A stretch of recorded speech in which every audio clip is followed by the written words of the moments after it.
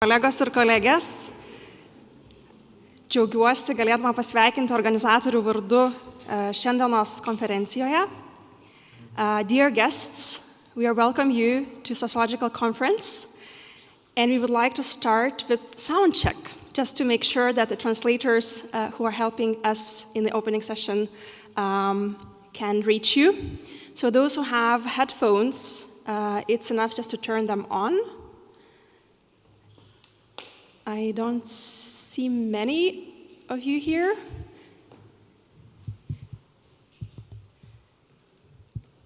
All good. Thank you. Manau, kad visi šiandien nekantriai laukiame plenarinio pranešimo, laukiame ir diskusijos rytoj. Taip pat turime per 70 pranešėjų skaitančių pranešimus įvairiomis temomis. Ir labiausiai džiaugiamės, kad šis renginys sulaukė tiek daug jūsų dėmesio. Galite tai matyti ir salėje apsidairę šalia, registruotų sąraše yra virš 200 žmonių. 200 dar nėra, nes galėtumėm tą suprasti iš auditorijos dydžio. Tai didelis džiaugsmas jūsų matyti tiek daug šiandieną, bet tuo pačiu neslėpsiu, tai buvo ir tam tikras iššūkis. Tai tikiuosi, kad džiaugsitės gausa kolegų, svečių ir atleisit nedidelius nesklandumus, jeigu tokių pasitaikytų. Tai pradedant oficialią dalį, norėčiau pakviesti sveikinimo žodį tarti mūsų universiteto rektorių, profesorių Rimvydą Petrauską.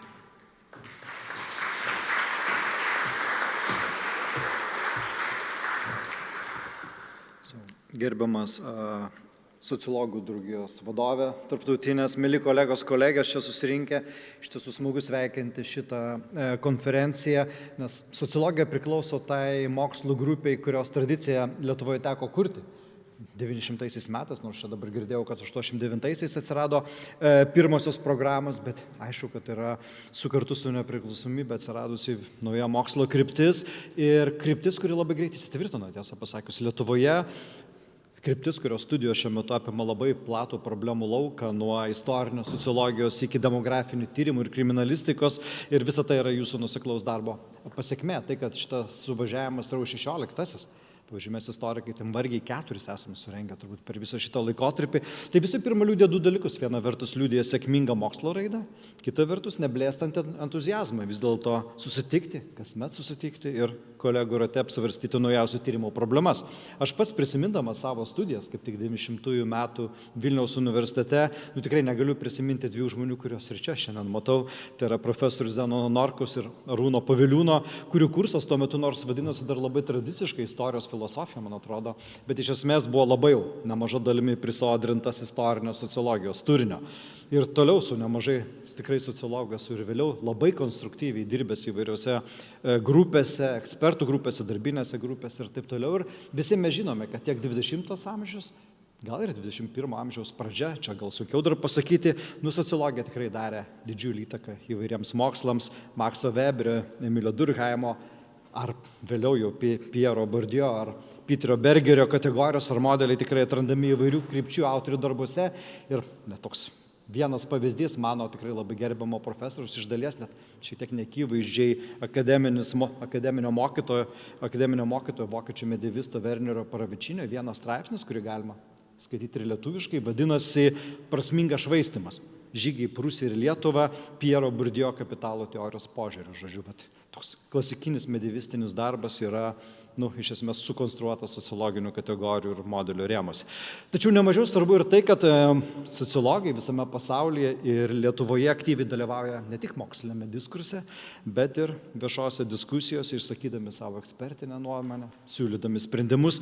Šitų visų greitėjančių procesų, vis naujų pokyčių akivaizdoje, ta sociologinė mintis, aišku, yra kaip niekada svarbi ir tas bandymas suprasti pokyčių mastą, jo pasekmes yra visuomet aktualus. Pavyzdžiui, ten reikšminga vykstanti diskusija apie skaitmeninės žinijos, ekonomikos, tos visos plėtros pasekmes žmogaus veiklai, elgsenai, žmonijos ateičiai apskritai. Ir ši konferencija, jos pavadinime yra įrašyta, ši konferencija yra skirta mąstyti apie ateities visuomenės. Nes akivaizdu, kad sociologai nori žvelgti į priekį, galbūt ne tiek norėdami, siekdami numatyti ar prognozuoti, kas galbūt ne visuomet yra mokslų tikslas, bet visų pirma giliau reflektuoti galimus raidos scenarijus ir kviesdami rengtis jiems. Ir todėl tas atliepė, tai matau ir čia Žaruolį, mūsų kolegą, kuris iš tiesų pakvietė mus, ir čia ne vienas iš mūsų čia esančių vienaip ar kitaip dalyvavo, apmąstydami tą Lietuvos viziją, bandydami suprasti, kokią Lietuvą mes norime pasitikti 2050 metais, o gal ir toliau. Ir matydamas šitoj programoje įrašytą vėliau, berods rytoj vykstančią diskusiją tarp politikų, galima taip sakyti, ar greičiau valstybės administratorių ir mokslininkų, vis dėlto galima sakyti, tai yra ta pastanga, kurią labai palaikyčiau, kaip mokslinių tyrimų, duomenų pagalba vis dėlto galima suprasti vykstančius procesus ir įgyvendinti valdymo pokyčius. Taip pat kartu nebijoma klausti, visa programa taip sustatyta, taip išdėliota, nebijoma tų didžiųjų klausimų, kiekvienas programos punktas iš tiesų yra apie didžiosius klausimus, ar tai būtų naujų technologijų poveikis visuomeniai, ar socialiniai judėjimai, globalios rizikos, čia kelias užsirašiau, ar net, kas man visai labai įdomu, būtų didžiosios Lietuvos kunigaikštystės ir modernios Lietuvos palyginimas, kad ir kuo tai užsibaigtų. Tai, žodžiu, iš tiesų konferencija tikrai yra labai įdomi. Ne veltui ir saulė išlindo šią dieną po 3 savaičių pertraukos ir kažkuria prasme nušvietė ir net ir šios auditorijos langus ir taip toliau. Todėl aš tikrai labai linkiu jums prasmingos, geros konferencijos. Džiugu labai matyti jaunus veidus šitoje auditorijoje. Kaip bet kuriam mokslui, taip ir sociologija yra labai svarbi savirefleksija. Todėl aišku irgi labai, manau, aktualiai nuskamba garbingo svečio padiktuota plenarinio pranešimo tema, klausianti, ar sociologija išgyvena krizę. Aš tikiu, kad atsakymas galų gale bus neigiamas, bet pats klausimo kelimas vis dėlto atspindi norą reaguoti kiekvienam mokslui, grėsinti sustabarėjimą ar tam tikrą nuovargį. Todėl tikrai linkiu sėkmingos, intensyvios, įdomios konferencijos, kuri įkvėptų naujiems sumanymams, įkvėptų bendradarbiavimui. Linkiu mums visiems kartu ir neužsidaryti savo disciplinos, ar kaip Arūnas Paviliūnas sako, mus visus išmokė šito žodžio gentise. Aišku, kad kiekviena mokslinė gentis labai svarbu, kiekvienai genčiai puoselėti savo identitetą. Aš pats kažkur vienu metu buvau Lietuvos nacionalinio istorikų komiteto prezidentu, irgi tą skatinau daryti, bet kartu vis dėlto tikrai labai kviečiu nuoširdžiai vieni kitus kviesti bendriems tyrimams, projektams ir tiesiog keistis idėjams, geros konferencijos ir sėkmingų darbų.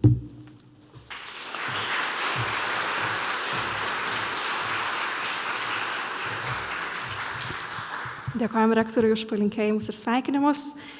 Konferencija nebūtų buvusi įmanoma be didelio palaikymo ir paramos iš Filosofijos fakulteto, todėl džiaugiuosi galėdama pakviesti Filosofijos fakulteto dekaną, profesorių Joną Dagį, irgi tarti sveikinimo žodį.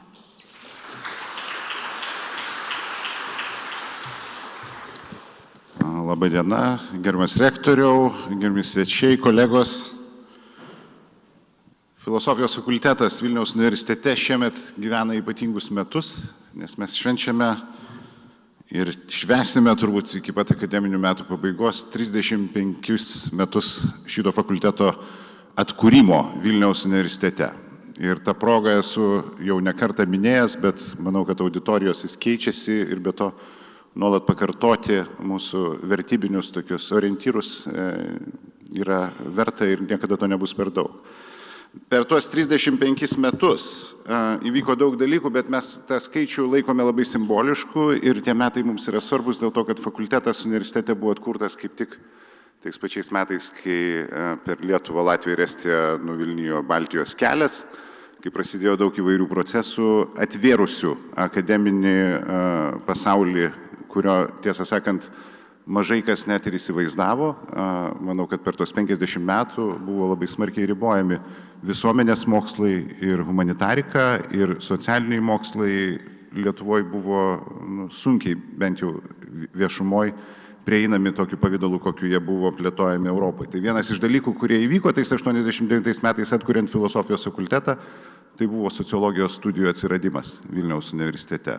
Studijų, kurių niekada nebuvo, kurios galėjo galbūt būti padėtos į kažkokį kitą fakultetą, bet universiteto tuometinė vadovybė nusprendė tą padaryti Filosofijos fakultete, kuo mes fakulteto bendruomenė ir universitetas, manau, šiandien labai džiaugiamės ir didžiuojamės, kad tai buvo toks istoriškai apdairus, gudrus, sumanus žingsnis atkurti filosofijos fakultetą universitete, vietoj to, kad būtų įkurtas koks nors naujas visuomenės mokslų fakultetas. Yra tam tikrų nuoskaudų, žinau, kad tie, kurie nesieja savęs labai artimai su siaurai suprasta filosofų bendruomenė, galvoja, kad fakultete nesimato jų disciplinos pavadinimo ir jiems visada primenu, kad filosofijos fakulteto pavadinime žodis filosofija reiškia tai, ką jis reiškia XVI amžiui. Tai yra labai platų disciplinų spektrą, žinojimą pačia plačiausia prasme, meilę pažinimui ir išminčiai.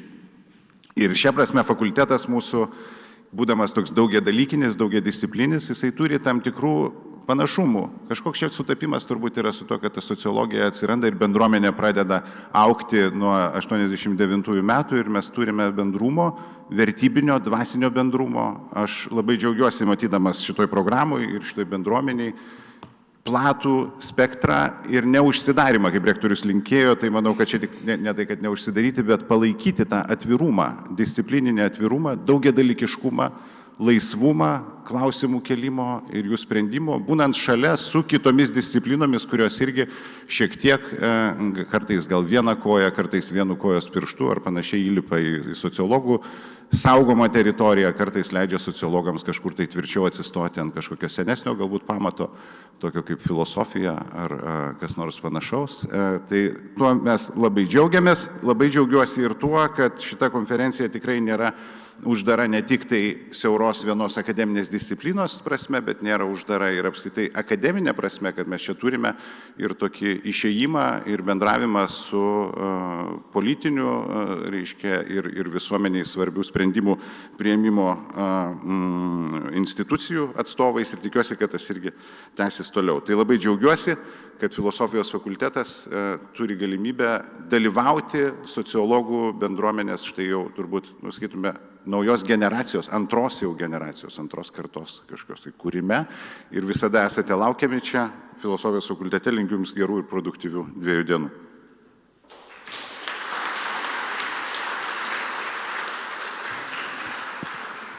Dėkoju. Šią šventę organizavome kaip sociologai iš filosofijos fakulteto, bet pagrindiniai partneriai ir priežastis šios konferencijos yra draugija.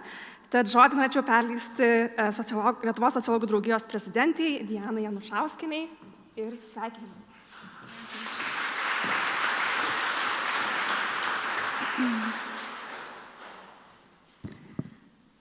Gerbiamas rektorių, gerbiamas dekanė, gerbiamas Tarptautinės sociologų asociacijos prezidentė, gerbiami buvę Lietuvos sociologų draugijos prezidentai, turim čia netgi 2, jeigu gerai matau, mėly kolegos, gerbiami svečiai.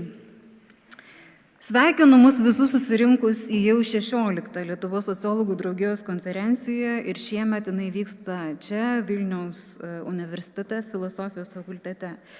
Man, kaip Vilniaus universiteto šito fakulteto absolventė, ypatingai malonu ir džiugu būti čia, ir grįžti vėl į šitos rūmus ir stovėti čia šitoje istorinėje auloje.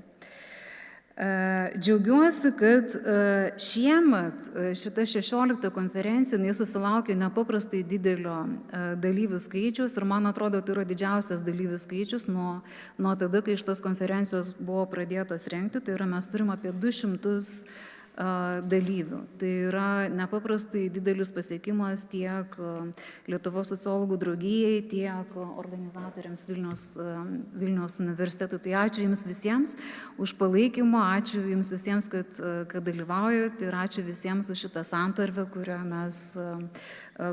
mes gyvenam. Nors konferencija yra 16, bet vyresnioji karta tikrai prisimena, kad nėra tas skaičiavimas toks jau labai tikslus. 16 tai yra nuo tada, kai jos buvo pradėtos rengti kas metai, kiekvienais metais. Bet profesorius Matulionis neleis sumeluoti, kad tos konferencijos buvo anksčiau, tiesiog jos nebuvo tokios kasmetinės. Tai yra 16, bet dar prieš tai buvo ir -1, ir -2 ir dar N kitų. Lietuvos sociologų draugijai tai tikrai didžiulis įvykis šitos konferencijos. Draugija formaliai nepriklausomybės Lietuvoje formalizuotai atkurta buvo 90 metais, tai yra mums yra 34 metai šiuo metu. Na, katalikiškam pasauliu čia toksai gražus amžius. Tai yra kitais metais turėsim tokį mini jubiliejų, tai yra tai formalizuotai atkurta Lietuvos sociologų draugijai, nepriklausomam laikotarpiu bus 35 metai. Nu, žodžiu, visiškai jaunystė, tai yra galėsim dar daug ko visko padaryti. Labai džiugu yra tai, kad Lietuvos sociologų draugija vienyje visas šiuo metu Lietuvoje sociologijos mokslą vystančias institucijas ir šitos konferencijos vyksta rotacijos būdu. Tai yra toksai savitarpio, reiškia tokia santarvė ir supratimas. Ir tos 5 institucijos, kurios organizuoja šitas konferencijas, tai yra Vilniuje yra 2, tai yra Vilniaus universitetas, tai šiandien mes čia ir esam. Antroji institucija Vilniuje tai yra Lietuvos socialinių mokslų centro sociologijos institutas ir labai džiaugiuosi galimybę galėdama paskelbti, kad kita konferencija vyks Lietuvos socialinių mokslų centro sociologijos institute ateinantį rudenį. Žodžiu, galima pradėti galvoti apie programą ir tezes. Kaune mes turim taip pat 2 institucijas, tai yra Vytauto didžiojo universitetas ir Kauno technologijos universitetas. Klaipėdoje turime Klaipėdos universitetą. Pernai audrai siaučiant konferencija vyko Klaipėdoje. Tai, kas buvo, matėt, kad net audra negali sustabdyti sociologų, žodžiu, nuo tokio svarbaus kasmetinio susirinkimo. Šiemet aš labai džiaugiuosi, kad mūsų šita tematika jinai yra tiek plati, tai yra nuo rimtų demografinių iššūkių, vietos savivaldos, tyrimų metodologijos iki tokių ateities visuomenės atributų kaip meilė robotams. Aš tai galvoju, sociologija šituose iššūkių laikotarpyje ir demokratijos iššūkių laikotarpyje, o taip pat šitam technologiniam vystymosi etape, jinai tikrai turi labai daug ką pasakyti ir kaip reflektuoti visuomenėje vykstančius pokyčius. Tai yra vienas iš šitų refleksijų, prasidės netrukus, kai turėsim malonumą ir garbės išklausyti Tarptautinės sociologų asociacijos prezidento profesoriaus Geoffrey Pleyers pranešimą. Sveikinu dar kartą visus susirinkusius, visų pirma, linkiu gero laiko, sužinoti ką nors naujo, praplėsti akiračius, užmegzti naujus ryšius, mokslinius, asmeninius ir, žodžiu, linkiu įdomių pašnekesių ir taip pat linkiu kažkokios tai refleksijos po to. Tai tuo tuomet ir baigsiu sveikinimo žodį. Ačiū visiems.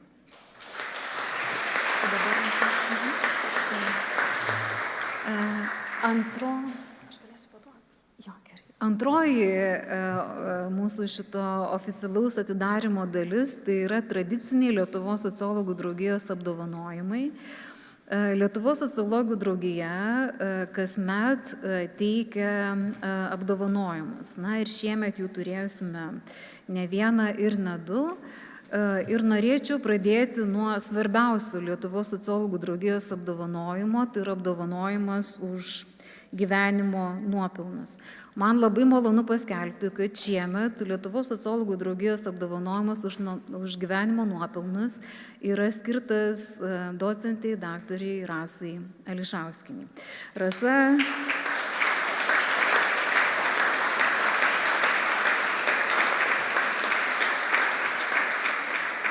Rasa Ališauskienė yra ilgametė Vilniaus universiteto darbuotoja, praktiškai sukūrusi Vilniaus universitete sociologijos laboratoriją ir ilgą laiką joje dirbusi.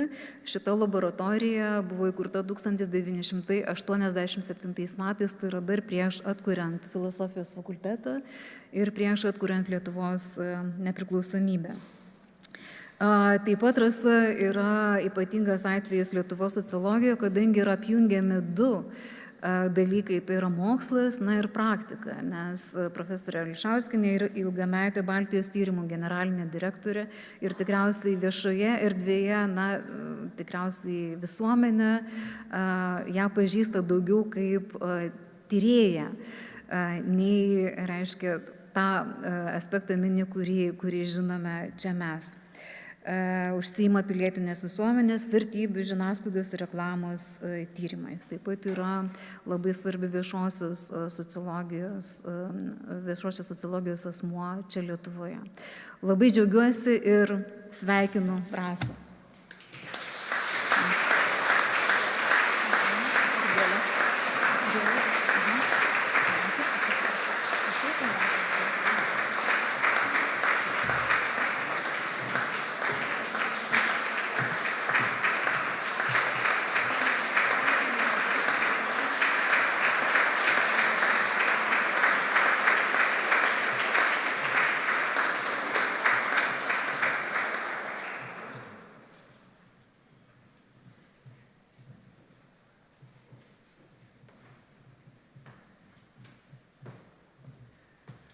Ačiū labai visiems, dėkui Dianai, dėkui draugijai, dėkui universitetui ir norėčiau pasakyti, kad tikrai labai malonu. Kitas dalykas, tikrai labai netikėta. Sakiau, kai gavau laišką, tai tikrinau, ar ne Nigerijos princo palikimas, nes kažkaip tai tikrai buvo nelaukta. Ir manau, kad CV mes dažnai siuntinėjame visokius projektus, bet nelabai patys skaitom, ar ne, kas ten yra. Tai šį kartą pasižiūrėjau, pridarėm mes nemažai per tą laikotarpį. Dar vienas dalykas gal priminsiu, tai sociologijos pavadinimas arba socialinių tyrimų, sociologijos pats universitete nuo 1973 metų yra prieš istorinių. Laboratorija 73 metais buvo įkurta. Tiesiog tie priešistoriniai seni laikai buvo, kai atsirado tam tikras atšilimas, taip vadinamas tada, ir tiesiog visas Maskvos ir visi pamiršo, kad Vilniui, Rygoje ir Taline įkūrė, kitur visur uždarė, o čia buvo. Tai vat pavyko ten pradėti dirbti dar pirmam kurse. Studijavau aš socialinę psichologiją, nes sociologijos nebuvo, bet pirmam kurse jau dirbau sociologijos laboratorijoje. Tai vat pirma pažintis buvo tokia, o paskui jau teko prisidėti ir su Arvydu, ir su kitais kolegom, kuriant ir katedrą, po to dar kažkaip turint vaizduotės įkūrėm ir Tarptautinių santykių institutą šitose sienose, tai tokių gal ir visai neblogų dalykų teko padaryti ir norėčiau kolegom tiesiog primint, kas mano galva yra svarbu. Pirmiausiai turėti vaizduotę, turėti smegenų, kurias užpildyti reikėtų žiniom, turėti užsispyrimą, ir turėti bendraminčių. O bendraminčiai ypač akademinėse universiteto sienose visada buvo tas turbūt paskutinis, bet vienas iš svarbiausių elementų. Tai ir rektorius Jonas Kubilius, paskui Rolandas Paviljonis ir visa akademinė vėlesnė visuomenė, kuri kažkaip ir tais senais laikais pasitikėjo jaunimu, nes kai kūrėm ir katedrą, ir institutą, tai mums nebuvo 30 metų. Tai atsiminkim, kad ne tik dabar jaunimas aktyvus, kuriam linkiu nebijot, daryti ir būti užsispyrusiam ir viską galima padaryti. Dėkui labai.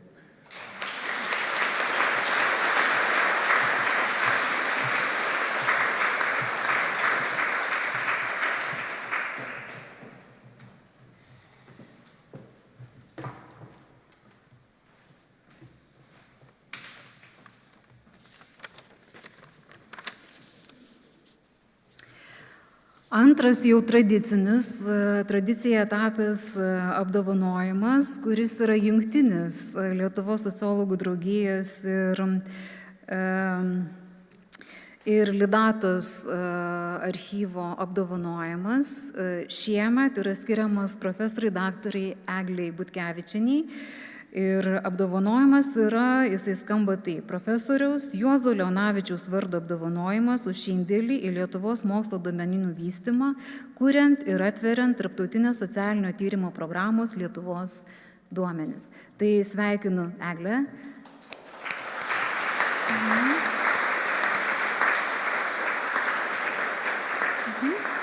Eglė šiandien nėra su mumis, nes jinai yra užjūriuose komandiruotėje, tai mes perduosim apdovanojimą kolegoms iš Kauno technologijos universiteto. Matau, yra Audronė, žodžiu, saugiai atiduosim ir perduosim. Tai ačiū labai.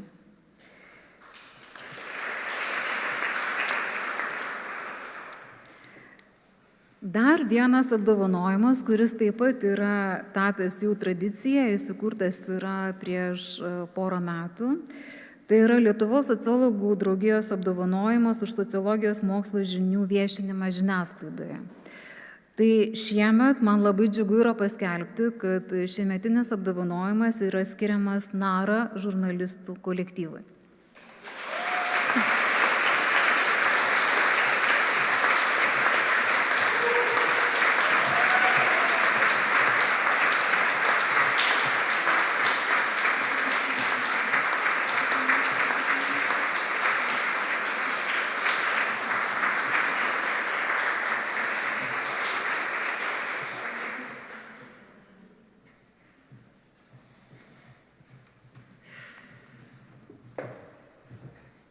Labą dieną visi. Iš tiesų, eidamas atsimti apdovanojimą jautėme nerimą, nes kalbėti visos NAROS vardu iš tiesų čia turėtų stovėti didžiulis būrys NARO kūrėjų bendruomenės. Ir ta būtent bendruomenė ir yra pačios NAROS stiprybė. Ją sudaro įvairių socialinių mokslų, iš politikos mokslų, iš antropologijos, sociologijos, žurnalistikos ar net meno srities ateinantis žmonės. Ir būtent jų gebėjimas prieiti prie temos itin giliai, bet labai nuoširdžiai paprastai ir yra tas grožis, kuria NARA. Prisipažinsiu, man asmeniškai pati NARA padarė pokytį, nes prisijungus prieš porą metų, jie atvėrė manyje empatiją žmogui, sustiprino empatiją aplinkai. Ir iš tiesų NAROS dėka aš nuėjau į socialinius mokslus. O grįžtant dar prie NAROS, NARA kitais metais minės savo 10-metį. Tad šis apdovanojimas yra tarsi kelrodė įrodymas mums, ką veikia NARO, kad suburta būtent bendraminčių iniciatyvos geba būti, išlikti ir kurti kartu. Tad norėtųs net jūsų paklausti, kiek iš jūsų, pakelkit rankas, yra davę interviu, ar kuria kartu, ar kitais būdais prisidėję prie NAROS. Tai matos, kad tikrai yra augantis būrys ir noras palinkėti tiek visiems skaitytojams, visiems klausytojams toliau būti kartu, klausyti, skaityti, reflektuoti ir neužmiršti, kad tik būdami bendrystėje, kurdami dialogą, mes galime narstyti nežinias. Tad darykime pokytį kartu. Ačiū.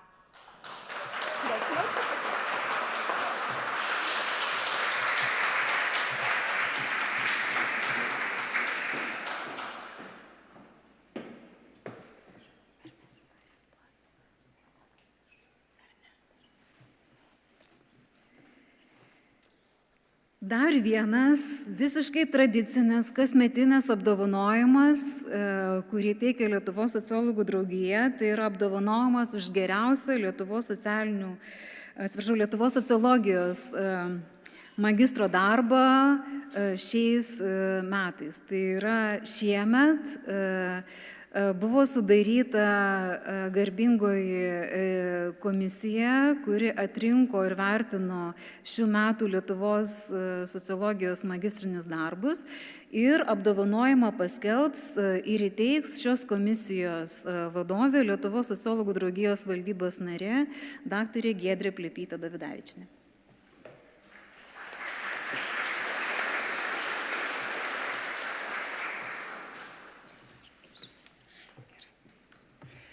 Sveiki visi, aš irgi labai džiaugiuosi, kad esame čia Vilniaus universitete, kur aš gavau bakalauro diplomą šitoje salėje, kiek aš prisimenu. Tai iš tikrųjų labai smagu būti šičia, dalyvauti ir susitikti su jums visais. Ir man šią kartą buvo garbė perskaityti jaunųjų sociologų darbus.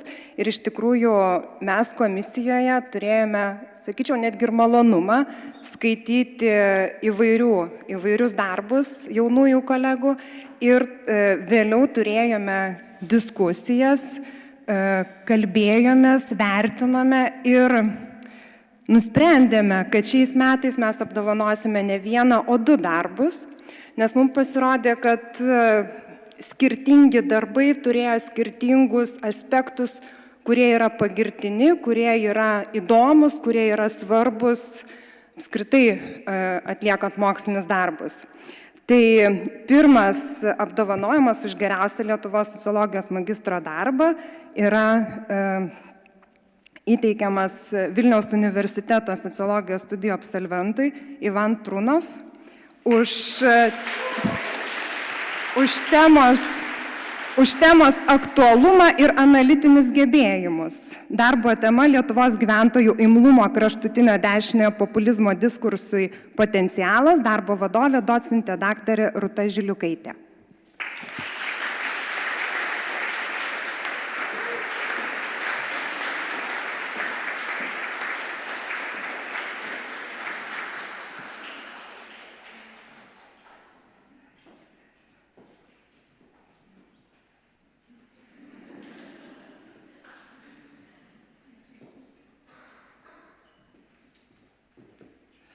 Iš tikrųjų didžiulė garbė čia stovėti prieš jūs visus, nes noriu iš vis padėkoti visiems, kas rėmė, kas padėjo už mano studijas ir bakalauro ir magistro šiuose sienose. Nes būtent čia ir buvo užaugintas mano domėjimasis politika, mano įsitraukimas ir į pilietinę visuomenę ir jaučiuosi tapau toks brandesnis žmogus. Tai ačiū labai už visą paramą. Norėčiau taip pat padėkoti kursiokam, nes labai svarbu buvo turėti tą aplinką, kur aš galėčiau parašyti tą darbą. Tai ačiū labai daug už tą paramą ir palaikymą. Ir taip pat norėčiau pakviesti rytoj į sesiją, jeigu norėtumėte daugiau išgirsti apie patį darbą, 2.5. Filosofijos fakultete ryte, 9 ryto, atsikelkit, ateikit, pakalbėkime apie politiką ir kraštutinę dešinę Lietuvoje ir Europoje. Ačiū labai.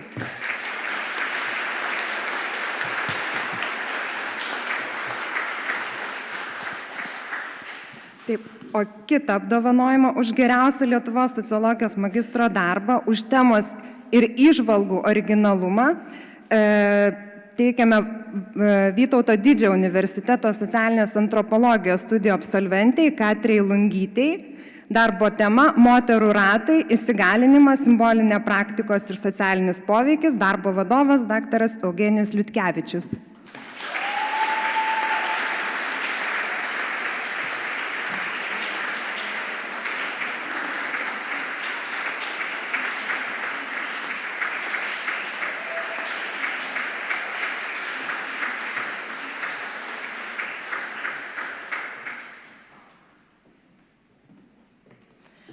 Tai labai buvo netikėta irgi gauti šitą laišką su šiuo įvertinimu. Akimirką irgi pamaniau, kad čia gal yra kažkoks spamas.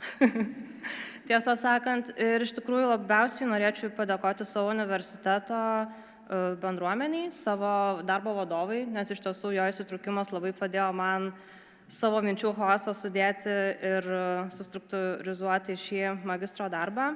Na ir apskritai toks didelis įvertinimas pastumėjo, ko gero rimčiau pasvarstyti ir apie tolimesnes studijas. Tai labai ačiū.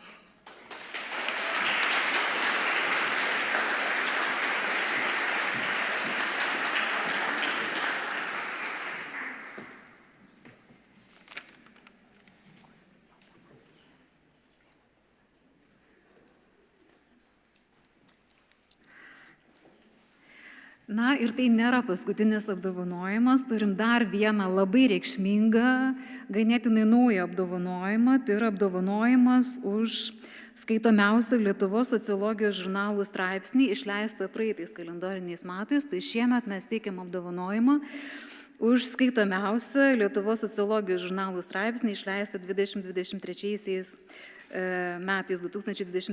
metais. Kaip žinia, yra keli žurnalai Lietuvoje sociologijos. Ką mes darom, tai yra mes paskaičiuojam, kiek yra atsisintimų ir paskaitimų reiškia, online. Tai vat, padarius šitą didelį kiekybinių skaičiavimų, reiškia, veiksmą, mes sužinom, kas yra laimėtojas.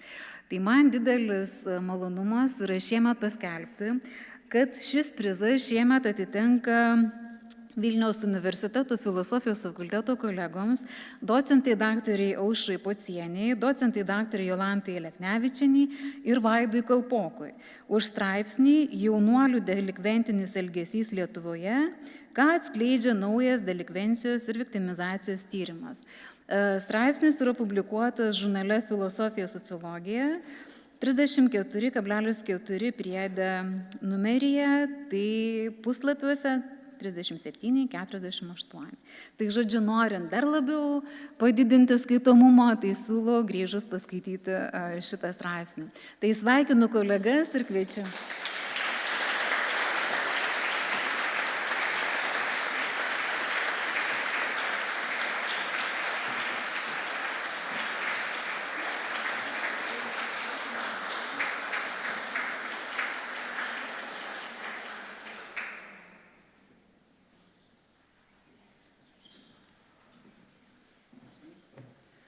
Sveiki, Vaidas sakė, nekalbės, aš už visus mus tris, už Jolantą, Vaidą ir už save. Kažkaip sakiau, reiks pasiruošti žodį, sakė, bet žinok, niekas nešneka, tai dabar reiks ekspromptų. Iš tikrųjų, mes, kai gavom šitą laišką, tai mes nepatikėm. Vaidas sakė, čia turbūt ta kibernetinė ataka. Paskui paskaitėm, kad vis dėlto teisybė. Ir mums šitas apdovanojimas yra labai malonus, labai džiugus ir labai netikėtas. Šito straipsnių istorija tai yra labai ilga, bet jeigu taip trumpai, tai mes įsipareigojom dalyvauti tarptautinėme projekte ir ieškojom įvairiausių galimybių, 2 kartus rašėm projektus, negavom finansavimo, tada, žodžiu, covidas, karas ir panašiai. Ir tada aš sakau, žino žmonės, mes turim 1 mėnesių vykdyti įsipareigojimą, nes kitaip bus negerai. Tai mes 3 tyrėjai plus 4 studentės lygiai per mėnesį laiko apvažiavėm Vilniaus Šiaulių mokyklas, aplausėm 2000 moksleivių ir iš to atsirado šitas po to straipsnis. Tai viskas buvo labai greitai. O kas dėl skaitomumo, tai iš tiesų labai džiaugiamės, mes galvom skaičiuoti, mes patys tikrai tiek nesisiuntėm šitų. Bet čia turbūt yra dar ta tokia ir kriminologijos sėkmė ir sociologijos, mes galvom, kaip gerai, kad mes tiek turim daug kriminologijos studentų, kurie greičiausiai skaitė ir taip pat sociologų, tai mums tikrai labai malonu, mes labai džiaugiamės šito apdovanojimu ir ačiū Jums labai. Dėkui.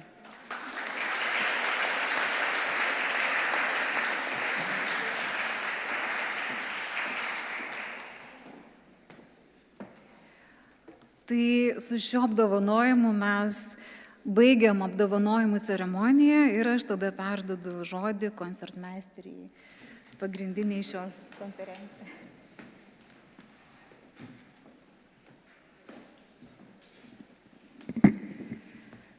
Tai baigiant oficialią dalį, norėčiau nepamiršti paminėti kolegų, kurių dėka šis renginys taip pat būtų neįvykęs, jeigu be jų nebūtų įvykęs.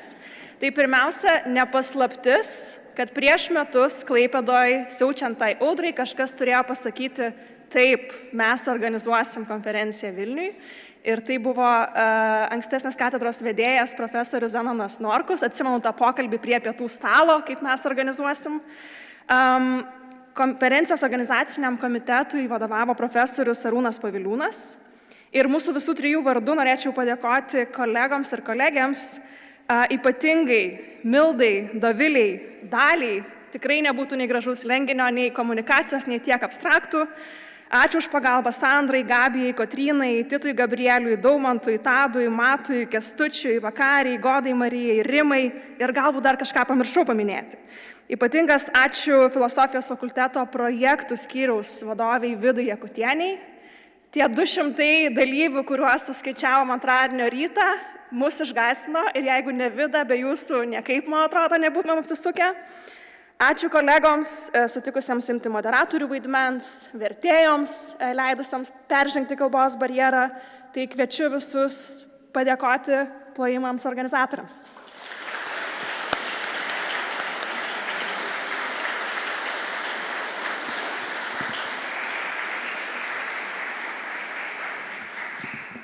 Tai oficiali dalis baigėsi, tęsame konferenciją. Ir kad tęsame kitą dalį, galima suprasti ir iš pasikeistusios kalbos. Tai, dear guests, you no longer need the audio guides. We now open the plenary session. And I have a great pleasure and honor to introduce to you today Professor Geoffrey Pleyers.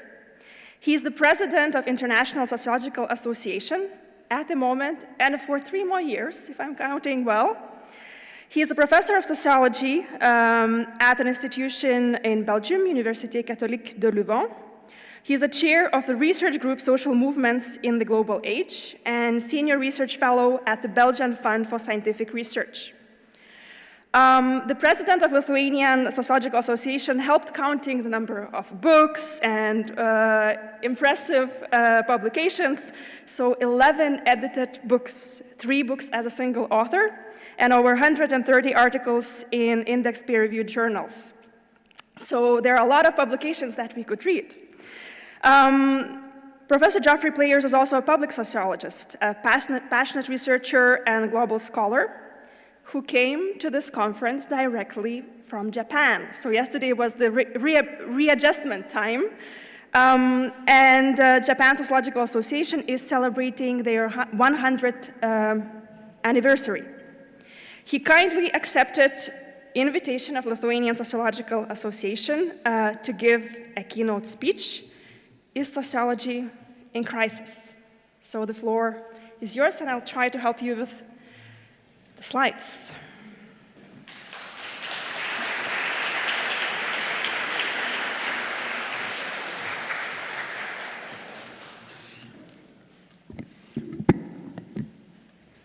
Thank you very much for this kind introduction. I'm actually here to, first of all, to congratulate you, to congratulate the Lithuanian Sociological Association for this successful conference. Over 200 sociologists just gathered for a national for national annual conference. This is quite an achievement.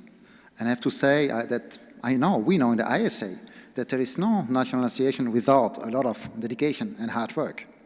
I'm also here to thank you all from the ISA, and particularly your president, Professor Diana Schlettl-Hauskinen, because she is also, in the name of your association, and I think all together they're very active at the ISA, at the International Sociological Association.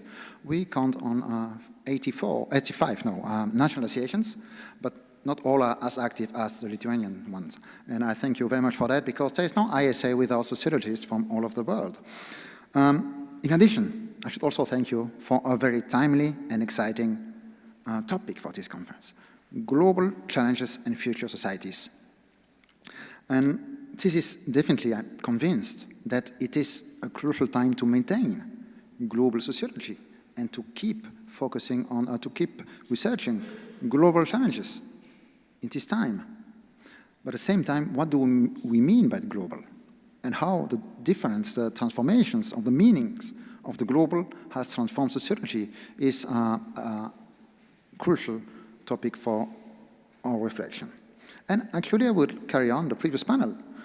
Your rector, Professor Petrauskas, insisted on the importance of being reflexive in our discipline, in sociology, not only today in times of crisis and global challenges. Your dean, it's also very important to remind us that we need to remind us our values, that an anniversary, an annual conference is also a time when we should remind us why we are sociologists and what are the values of our department and certainly of our national and international association. So this is also part of what I will do, and I was also, there were brief but very insightful talks after the awards that I also mentioned a bit later. So, a year ago, when I became the president of the ISA, I mentioned 4 global challenges.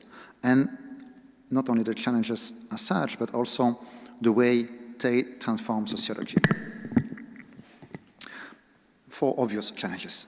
First one is the new information technologies, internet, social media, and today artificial intelligence.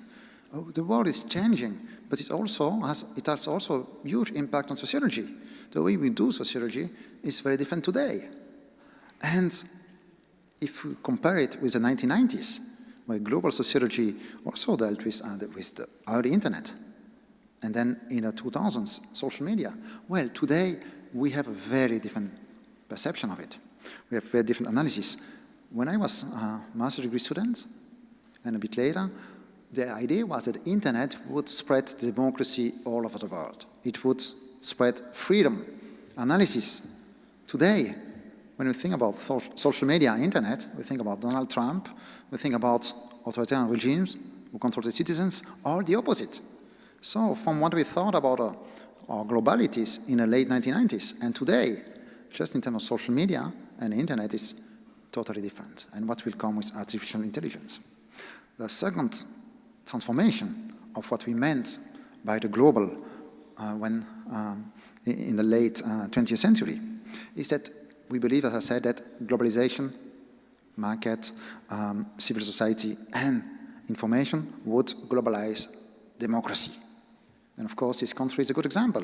We thought that many countries would have these several waves of democracy, and this was against our hopes in 2011 with the Arab revolutions. Today, we see that authoritarian regimes are on the rise everywhere. And even in strongholds of democracy in Europe, there are authoritarian trends, very important. This is directly affecting sociology. I won't talk about it today, but at ISA we receive about every week, every 2 weeks, a message by a sociologist that is attacked, that has been jailed, and some of them have been murdered, mostly in the authoritarian countries, but not only. Today in Europe, there are many topics that sociologists cannot talk about at the university. 600 scholars based in Switzerland wrote an open letter about the risk for sociologists and the fact that the attacks on social sciences in Switzerland. In Germany, the Federal Minister of Education wanted to cut the research budget of professors who just signed a letter against repression of their students. So even in the stronghold of democracy, sociology is affected by the rise of authoritarianism and trends that are not limited to dictatorial regimes. And this is very different from what we understood as a global in the 1990s. Another difference, in the 1990s, when we talked about globalization, it was very much the westernization. Today, it is very different in sociology and in the world. You know that in the 1990s, China was seldom mentioned when we talk about globalization. China entered the World Trade Organization in 2001. Today, of course, you cannot talk about globalization, global sociology, without not only China, but the global South and East. This is crucial. When we were talking about global sociology in the 1990s, 2000s, it was very much Americanization, westernization of sociology. Today, it is the opposite. Today, global sociology means first and foremost better including our colleagues from the global South. And of course, something that we saw coming, but not so much, is the ecological crisis, or I would say even collapse. And here again, it is a deep challenge for sociology. We face a historic responsibility as a series of thresholds and points of no return are crossed, breaking the balance of natural cycles with consequences not only for our generation, but for centuries to come. Human beings and society must adapt to that. This requires a major reorganization of the way we live together and our relationships with nature. This is crucial, we know it. And yet, individually and collectively, we continue to live and to act as if it was not the case. Despite a growing climate emergency, we continue to not only continue to destroy nature, but we do it at an accelerated rate. There is little incentive to tackle this urgently needed change. On the opposite, humanity seems to go to the very opposite direction, with a backlash against ecology all over Europe and in the US, with the rise of racism, authoritarianism, wars, and reactionary actors all over the place. So, what is sociology doing here? are we still a relevant social science in 21st century? It seems to be okay in the 20th century when we analyzed globalization at that time. We had all these authors, and we thought we had a good idea of what globalization was and the challenges. Has sociology become unable to provide tools to understand the challenges of this century? What is the role of sociology in a world in crisis? And is sociology itself in crisis? This is a topic that has been repeated at least since the 1970s, probably not in this country because it is the opposite. You just started sociology, you restarted sociology, but today the crisis of sociology is everywhere. And actually, sociology is criticized from all sides. On one side, we see that social sciences insist that there is much change needed, but it doesn't have any impact. People in society don't change, even if we have all the evidence that a change is needed. Of course, we are very much under attack by reactionary actors, authoritarian leaders, in social media, fake news. Sociologists are always more directly under attack. Take, for example, when they frame sociology not as a social science, but a mere political opinion. That's what they do particularly for gender studies, but also for general sociology. On the other side, sociology has also been criticized for being a Eurocentric discipline with false claim of universalism. And we have witnessed a range of critical approaches that have criticized sociology for its structural epistemic bias and false universalization of analysis and concepts that have interpreted the world through the lenses of Western values and worldview. And it's true, our disciplines has been founded in the industrialization process in the late 19th century, and it remained deeply rooted, not only in Eurocentrism, but we should add androcentrism. Androcentrism being the perpetuation of a worldview that is persistently male and as a result of patriarchy, sexism, and misogyny. Our discipline, of course, is rooted in that, has been remain influenced by that. So, this seems to be a bleak scenario. And you may believe that I think that sociology is in crisis. I have to tell you that, as I have the privilege to meet many sociologists all over the world, my opinion is the exact opposite. This is the official scenario, but I do believe that today sociology is very lively. It has undergone a deep transformation. It has been able to transform itself and to adapt itself to all the challenges I mentioned.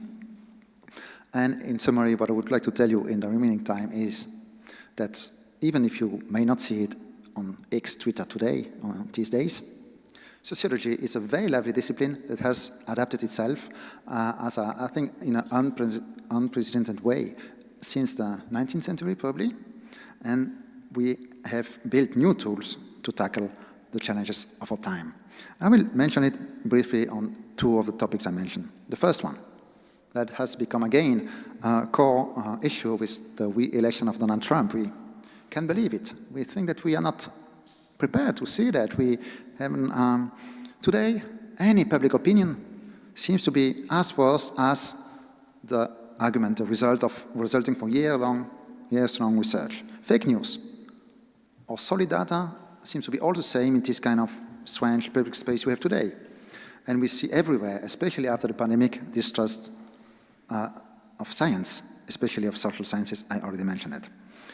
What should we do? What do we do as sociologists? Are we lost in front of this world of fake news? Well, one thing we have to do is what we have already been doing. We need to keep developing rigorous analysis to understand our complex world. It is not true that the world is as simple as what is sold in social media. We have to keep training new generations of critical citizens able to deal with online disinformation. We have to be public sociologists, and I was very happy to listen to two of the awards were directly connected to that. And we have to unveil the shortcuts and fake news by populist actors. This has always been the role of sociologists. Maybe a useful reminder here from the open letter by the 600 Swiss scholars. Swiss sociologists, no, not only sociologists, 600 Swiss scholars against the climate that opposed social sciences in Switzerland. They have a sentence is important here. As sociologists, as not only sociologists, in social sciences, one of our roles is to remind everyone that the more powerful is not always right, and the narrative is not the truth. This sentence, it was actually from an open letter in 1 year ago, 2023, takes a new resonance with Elon Musk being so powerful at the side of Donald Trump. But I think that today we also have to see how the defense of sociology and sociologists is so closely tied with the defense of democracy. Today, and we wrote just a few days after what happened after the Hamas attack and what happened in Gaza last year, we wrote something that I think is very true in the ISA. Today, more than ever, we require critical interventions by social scientists. Academic freedom needs to be protected and promoted. Well-informed and nuanced debate and historicized and sociological understanding of the events that have led to the October 2023 atrocities are required to forestall further catastrophic loss of life. Our duty as sociologists is to maintain spaces of debate and foster discussion during such a critical moment. I think this is not only valid for what happens in Palestine and Israel. It is actually a statement that should be, it applies to every crisis. But still, I mean, what I mean here is to say that we still have a very important responsibility here to maintain debate, to historicize what happens in social sciences, and to analyze the world. At the same time, for social media, also we seem very often surprised. Is it so new that fake news and false arguments have such an impact that we, even when we have scientific, rational arguments, they are outweighed by just opinions or fake news, as it is definitely the case in the election of Donald Trump? Well, scientific arguments and facts have never been sufficient to shape the outcomes of a crisis. We saw it with the pandemic. There was plenty of scientific arguments in social sciences too, not only in hard science and medicine. And this was the time of infodemic, conspiracy theories, and the widely distrust against science. I think it's important today to remind us that between the facts and the impacts, there is something which are interpretations by the actors and narratives. And as such, this is nothing new for sociology, for any social sciences. This has always been the case. But we seem always to be surprised to see that, we see rational facts and the actors, whether for global warming, for democracy and the election of Trump, and citizens don't act following the facts or scientific evidence. Well, this has always been the case, and I do believe that sociology is well equipped. It's one of the most interesting disciplines to study this battle over meaning, the struggle over meanings and of alternative interpretations. Every time there's a crisis, the pandemic, crisis of values, the elections or massive social movements, there is a struggle over meaning by the actors, and we tend to focus on facts. Of course, sociology has also the tools to study meanings, and this is central. It's crucial to understand that it's not only about sociology, it's not only about facts, but also about the way facts are interpreted by progressive, reactionary actors, but also by actors who defend global capitalism. And so, yes, I do believe that today, even if we don't see social change as we would like to see it, notably concerning social change, climate change, today actors still produce society. They do it notably by providing meanings and narratives. And in this perspective, well, I probably cut that, but just to remind you, a few years ago when we had the 2008 financial crisis, in 2008, 2009, there was a historical consensus that the crisis would be, as I quote here a right-wing French president, the ideology of the dictatorship of the market and public powerlessness has died with the financial crisis. That's, I mean, to show you how consensual it was in 2008.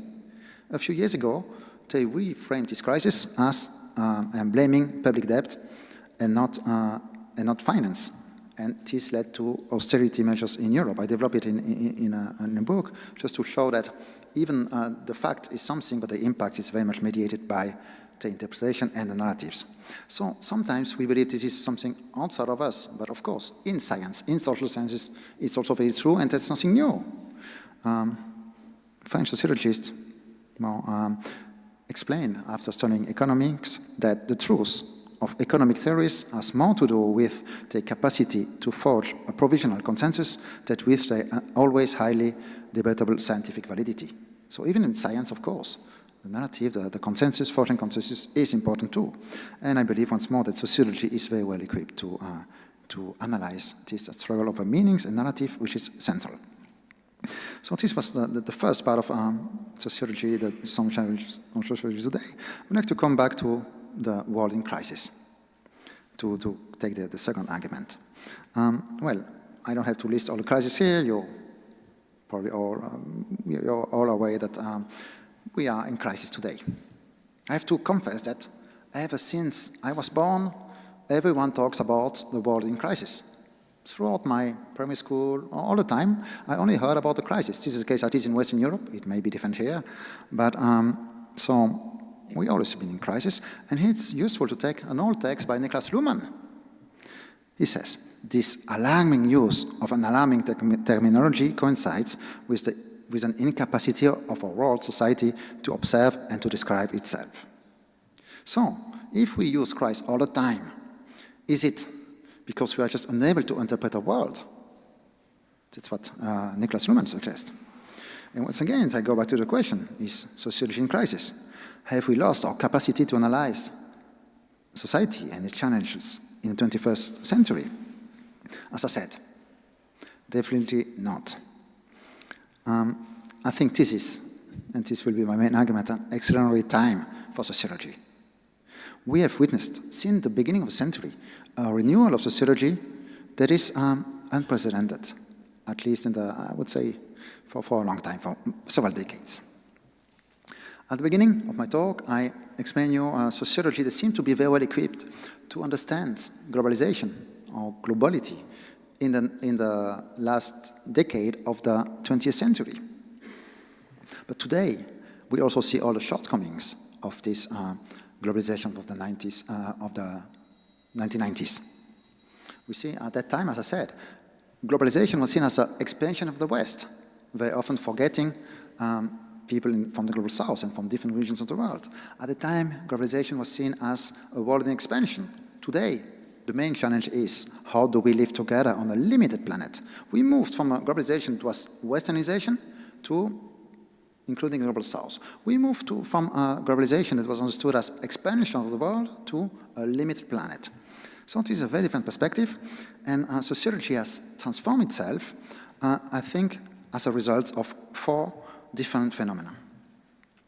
The first one is the rise and the insightful critical perspectives. Feminist approaches, gender studies, subaltern, post-colonial, and decolonial studies, and many others. These studies, fields, subfields, were actually developed outside of sociology because there was no space in sociology for feminist approach, for gender studies, for decolonial studies. They were all developed as separate fields outside of the discipline. Today, they are not only included in the discipline, but they are part of the almost mainstream way of seeing the world and sociology. The second transformation is the dynamic social sciences in the global South. When I studied sociology, it was so different. I mean, not only, I could study 4 years of sociology and no one ever told me about one sociologist from the global South. Today is obviously not possible anymore. But the transformation of sociology today has come also for a third factor, which is sociology's openness to renewed global dialogue. These theories, feminist theories, gender studies, were very much there in the 1990s, but the dialogue with sociology was at least very difficult, if not inexistent. They were developed outside of discipline, as I said, which is very different today, and this is what I will show.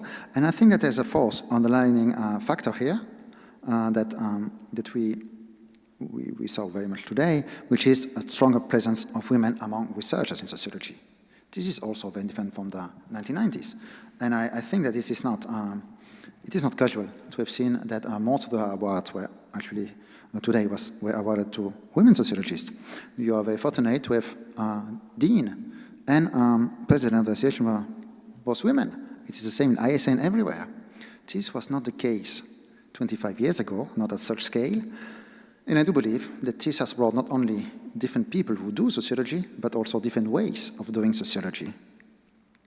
And if it is an excellent time for sociology and for sociologists, it is because these evolutions have had transformative impacts on the way we do sociology. These dialogues with critical approaches have transformed sociology in different realms. If we talk in our methods are different. Our concepts, the history of disciplines is very different from what we used to teach in 20 years ago, and the canons too. I believe that, for example, with decolonial sociology and feminist studies, what I did is unveiling the Eurocentric and androcentric bias in social sciences and challenging the false universalistic claims in some Western sociology. This has improved sociology and the tools we use to understand the world.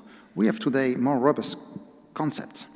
We have methods that are far more adapted to the reality, and they also invited us to have a closer look to our epistemology and the ethics in research. I'll take a few examples here. First, coming from feminist studies and situated knowledge.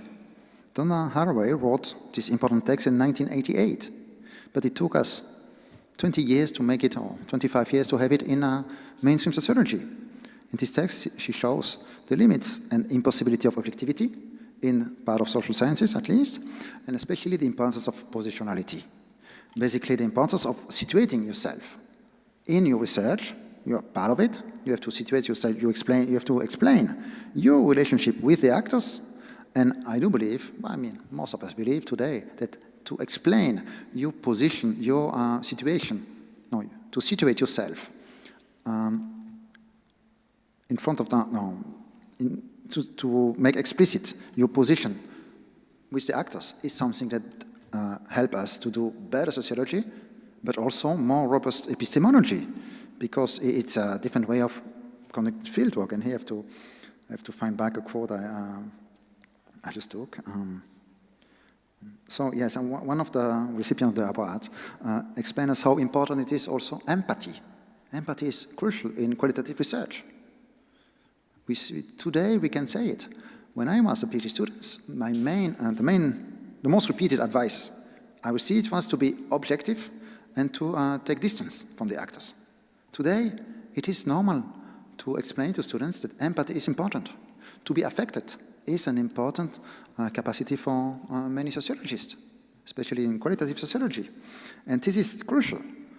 But then, of course, I said empathy is crucial, but empathy means, for me, basically to build this relationship with the person you interview or you enter in dialogue with. But it doesn't mean sharing his or her perspective on the world. If not, we would not be able to study far-right movements, and this is crucial to study far-right movement. But at the same time, we can study them also with some empathy, meaning we take them seriously, we try to understand the world also from their perspectives. Concepts. I think that, the same, I'm sorry, I didn't note your name, but the same professor who received the award insisted on the importance of imagination. I think we are going through an exceptional period of creativity in terms of conceptual creativity. And this creativity comes from the meeting from this dialogue between general sociology and what used to be critical trends outside of sociology.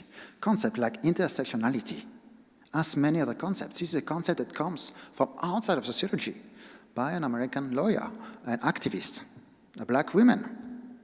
Intersectionality has become a crucial concept in sociology.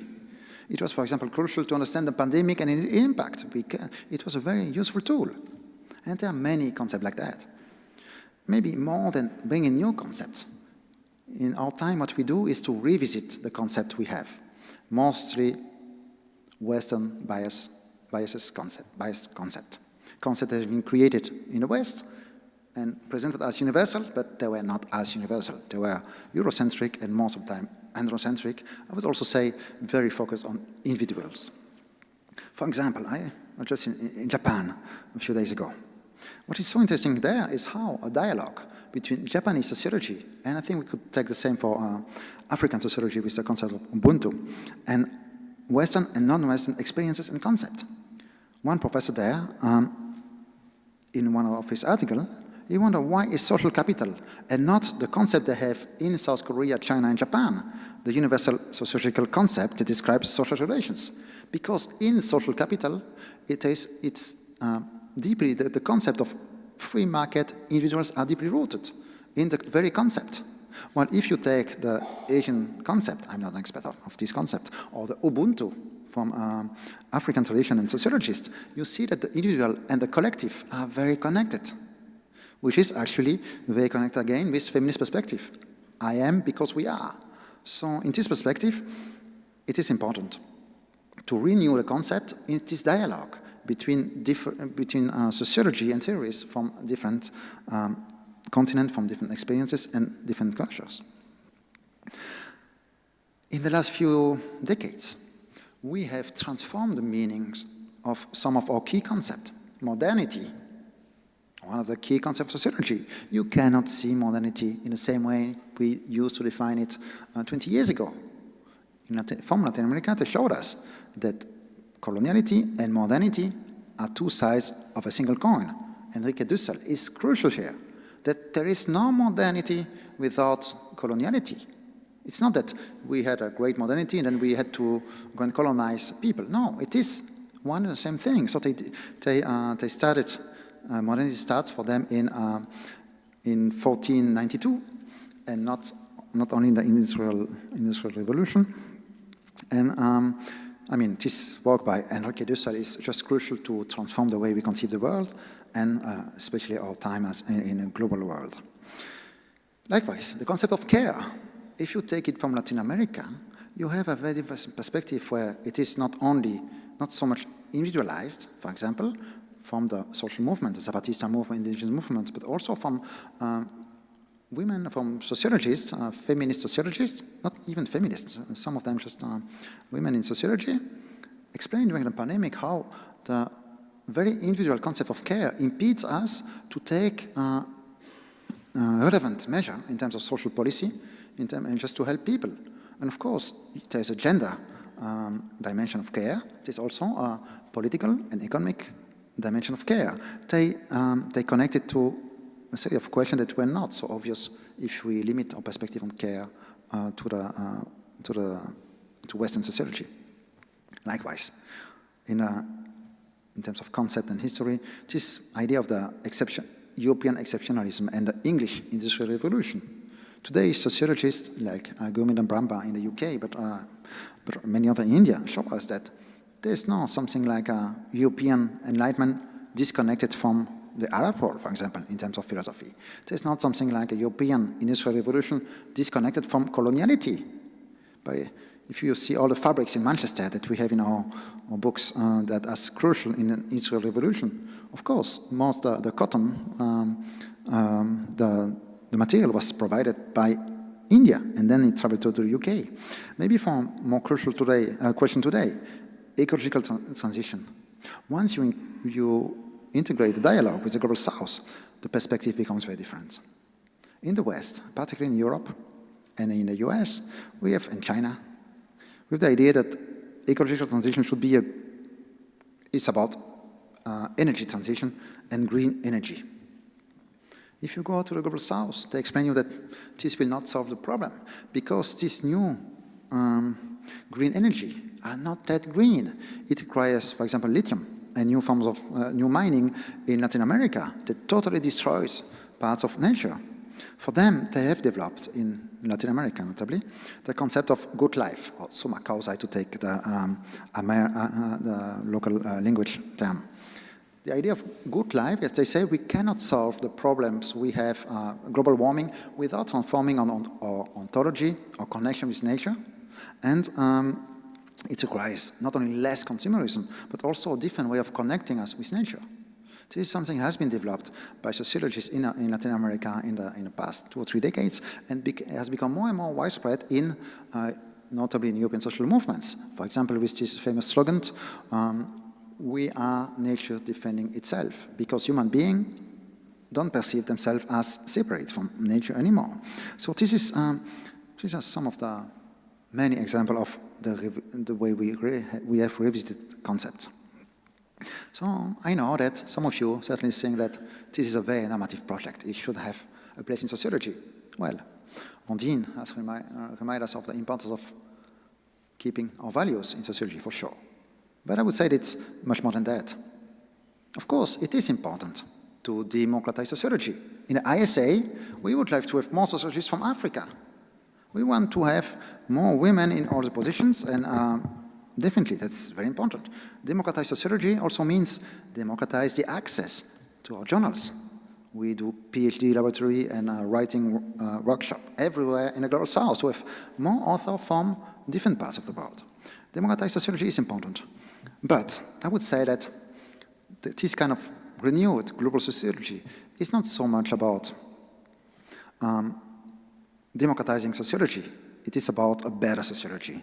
It's about the way, as I try to show, the way notably feminist studies or decolonial sociology has improved methodology to conduct fieldwork, has unveiled epistemological biases and improve our ethics in doing research. Let me also take an example from Brazil to show you that, of course, the way we do sociology, the way sociology is done is not disconnected from who is doing sociology. And this is a long-term struggle. In Brazil, in the first decade of this century, the Workers' Party, Lula, he implemented a series of policies that gave access to the university to young people from the suburbs. Basically, these were overwhelmingly black or African Brazilian, if we take the US perspective. Well, black people, as they say in Brazil. So a whole generation, people from this generation had access to higher education in good public university for the first time in Brazil. This was huge. 20 years afterwards, today, we see that this generation has not only gone to the master's degree, some of them went to PhD, and today we have an increasing number of sociologists from Brazil that are from popular background, from the favelas, the slums in Brazil, and when I first went to Brazil, there were almost no black sociologists in Brazil. Today, there are some. Why is it important? To democratize sociology, democratize society? Yes. Everyone should have a fair access to higher education. But more importantly, these people are transforming the way they do sociology. Not only in terms of epistemology, but also in terms of the questions they raise. What are the important issues in sociology? A pandemic, once again, because that's something that affected all of us. The pandemic was thought and dealt with by and for the middle class and the upper class. Everyone said, we have to stay at home. We have to isolate. Very good. If you have a beautiful house in the countryside, you can stay at home. What if you live with many people in a favela, in a slum, in Brazil? You don't have anything to eat if you don't get out. So it is a good example of how they transformed this, notably this lady in Brazil, they transformed the way the pandemic was seen in Brazil and some social policy at the state level, not on the national level, because Bolsonaro was a president. Primary school, for example, has become again a central crucial topic in Brazilian sociology of education. Why? Because primary schools in the popular neighborhood are in such a liberal state that no white sociology used to go and study it. Today they put it as a central topic for democracy. So it's not the topic, and I don't say that so anyway, this has transformed the way they see many social problems in Brazil.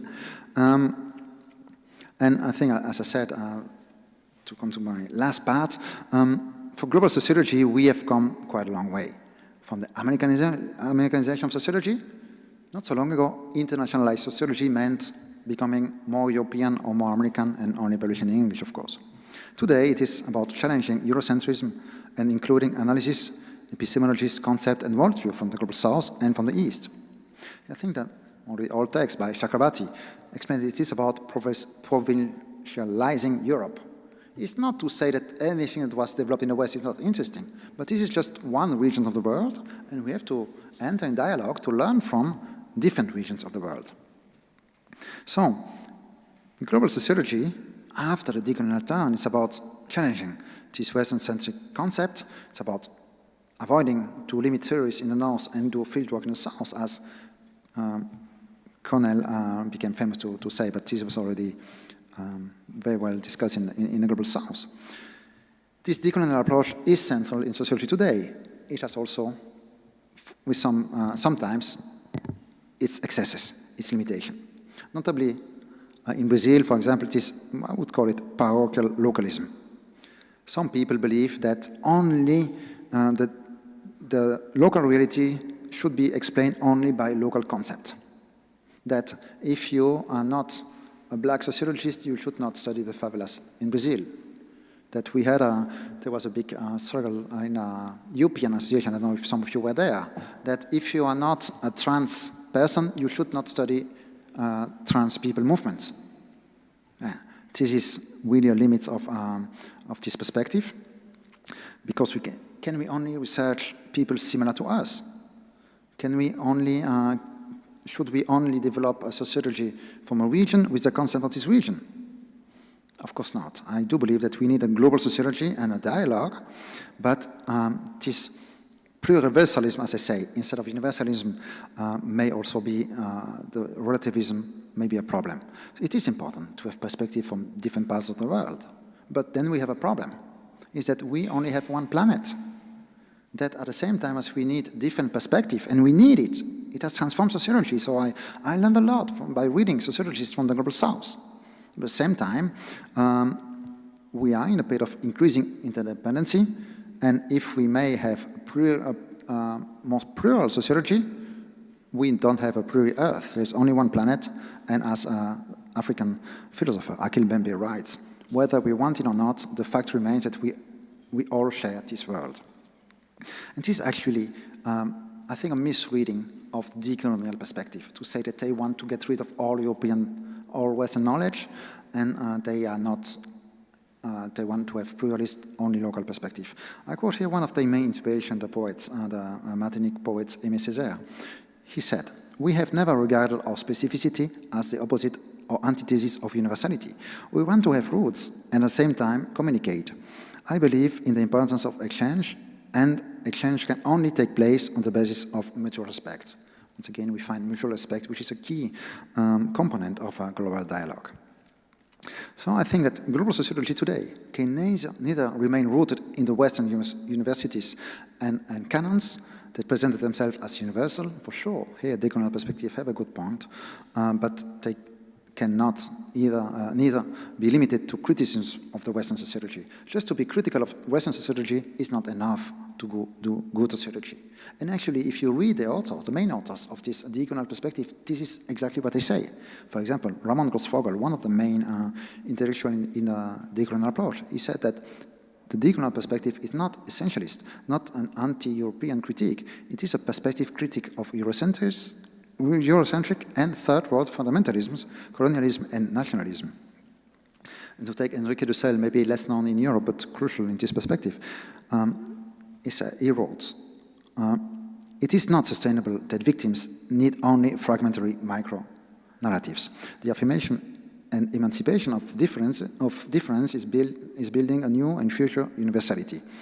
The question is not difference or universality, but universality in difference and difference in universality." So I believe that, yes, we do need a global sociology, but we also need to go beyond methodological globalism. You all know about methodological nationalism, for sure. But we should also be more aware of the fact that sociology, and global sociology particularly, has too often focused on the global and neglecting the local. This was very much the case in the sociology that seems to be very solid in the 1990s. But as a colleague from Turkey writes, Hakan Sikinelgin from the LSE, he said, global scholars have based their analysis on global newspapers and international institutions' reports, most of which do not address local people, but global players, cosmopolitan academics, and experts in international institutions. So, too often, people have gone to the global south or to popular neighborhood just to extract knowledge, to ask something to people and then write it in good journals, which Latin American people call knowledge extractivism. It is important to remember us our values and to ask ourselves from whom For whom do we write? Where do we publish? And how do we publish? And in this perspective, well, then I'll come back to that, sorry. The global, it's also important to remind us that the global is not only produced in global arenas. The global is not something that's produced at the UN, at the World Bank, at the global scale. Local actors have made decisive contributions to the global justice, feminist, and climate justice movements, for example. If you take small farmers, they have made crucial contribution to the way we understand some solutions to global warming, for example. This is a very global perspective, and solutions are partly experienced by local actors. So definitely we should not oppose the national and the global scales in our analysis, but combine them. And to conclude, I would also invite you to join more actively a global sociology, knowing that the global sociology is not only Americanization or Europeanization. We still have much to learn from our colleagues from the West, and of course I read my colleagues in Western Europe, in the US, in all over Europe. But we also have many things to learn from different regions of the world. We have to avoid methodological globalism and domination of local national knowledge,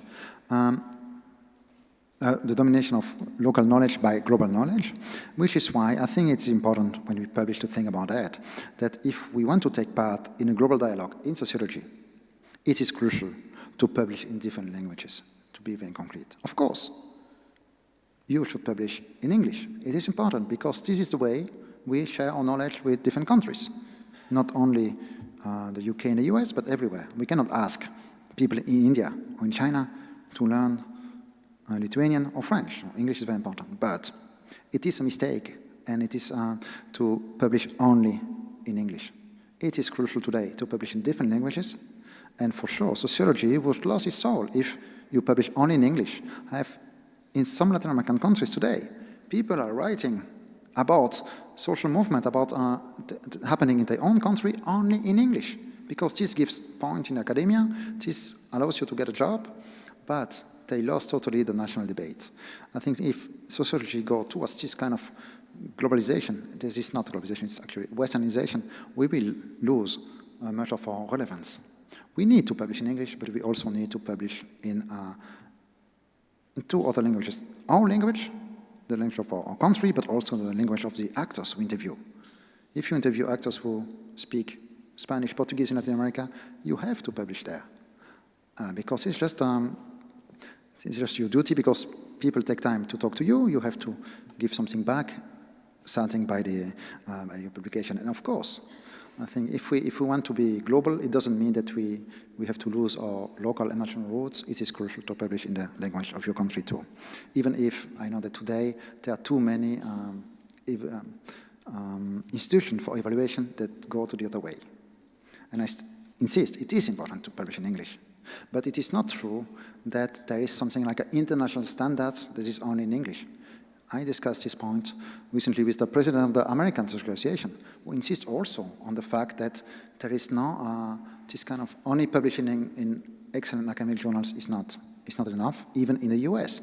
We have also to develop different sociology, not only in terms of language, but also in different format.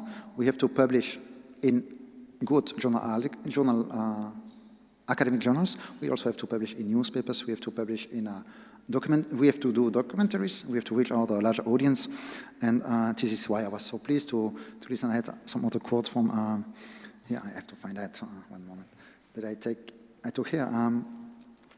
I was very pleased to see that you have an award given to this collective NALA from different disciplines. And I see that here too, as I said before, it's not only about who does sociology or social sciences, but also the fact that the people who do it transform the way we do it. And I will just quote her, sorry I didn't get your name.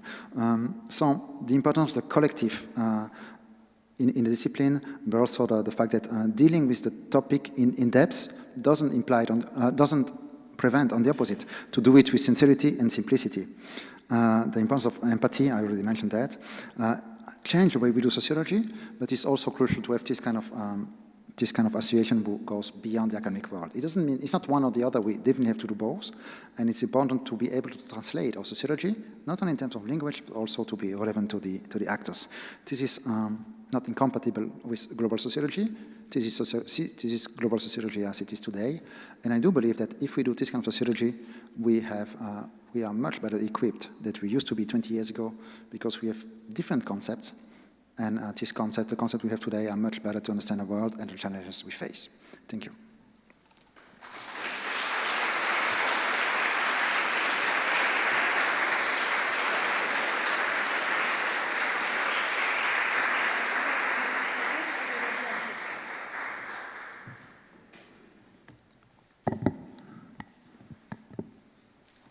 Is it working?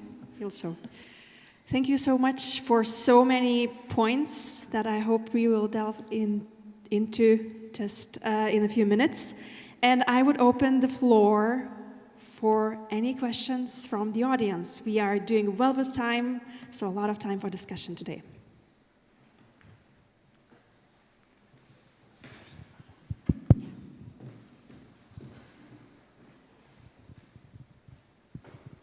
Hello, hi. Thank you, Geoffrey, for this presentation.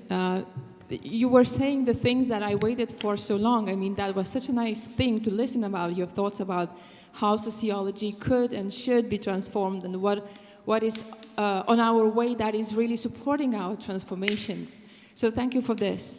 But I have a question about the use of concepts. So it's such a shock to me that when discussing decolonialization of concepts, theories, methods, and research, we still use colonial notions like the global north or the global south. It was invented several decades ago, but this is rather a geographical term. So there is a northern hemisphere and the southern hemisphere, but when we speak about societies and cultures, there is nothing like a global northern culture or society or anything that unites them, except for the higher income than average. The same for the global south, and there is a lot of critique for using these two notions while still discussing the global order. Also consider the change that has happened in the recent decades. For example, how the Latin America has transformed just in several decades. Very fast speed of transformations. Also consider some Asian countries or the small island countries. Consider how the life has changed in Kenya or Southern African Republic, or many countries all around the globe, both in North and South. So what would be your position on the use of those concepts, global North and global South?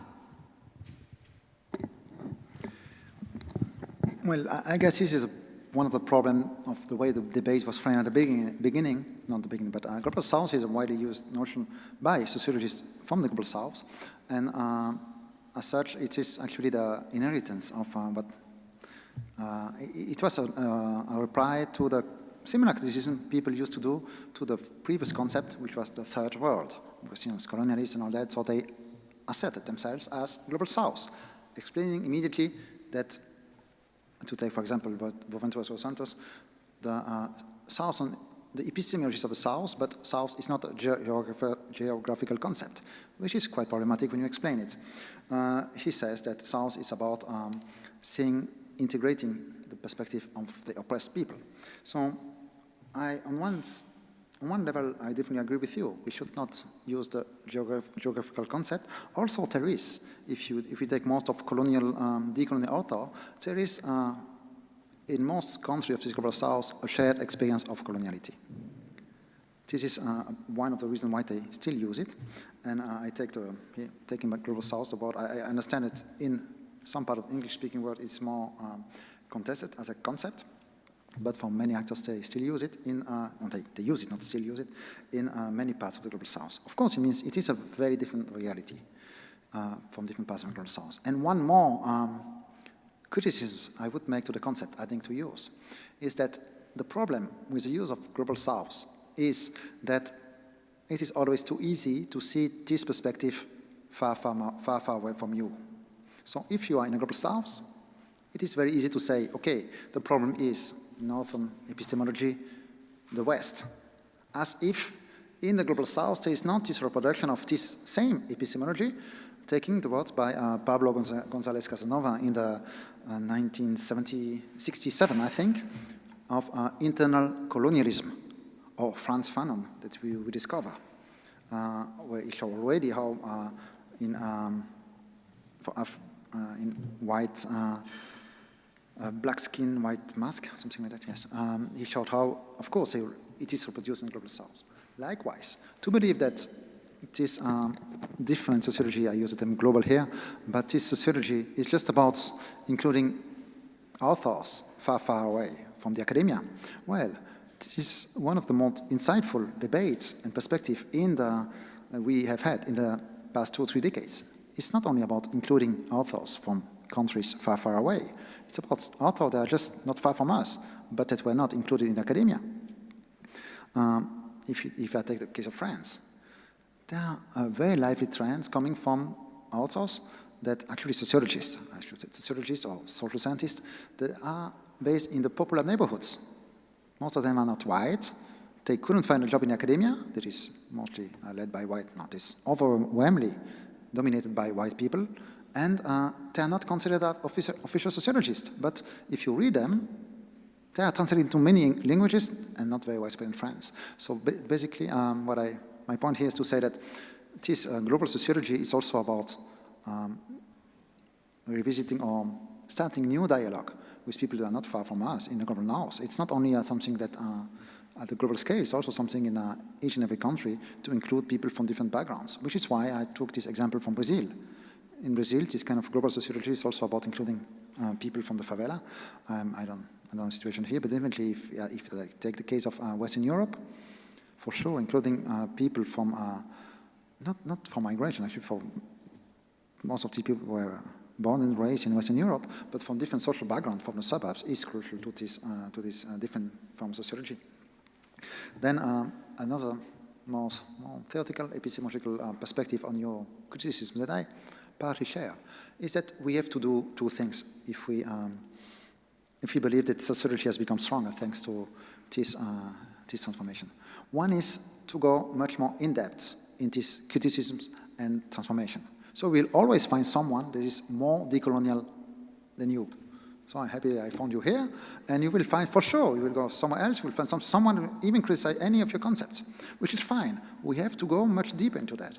At the same time, and for example, I know very well, I mean, I talk to and I read, for example, Roman Gosfogel and other people, that decolonial sociology and decolonial studies and postcolonial studies, it's not at all the same. They're very much opposed. I know that. But at the same time, we also need to be able to, we need to dig into this criticism and always to go more in depth. And on the other side, we need to take more basic arguments to foster a dialogue with global sociology. Because when you spend your time reading feminist studies, decolonial studies, then you may believe that this is already done, this has been done, and I believe so, that a big part of the work has been done in the past 25 years. At the same time, the work of not only decolonizing sociology, but also, it should be decolonized also with subaltern studies and feminist studies and all these critical perspectives. It is not done yet, and so we need to be able also to strengthen the dialogue between this perspective and general sociology, which is why this is one of the reasons why I still use the concept of Global South, and I know that each and every concept should be discussed much more in depth.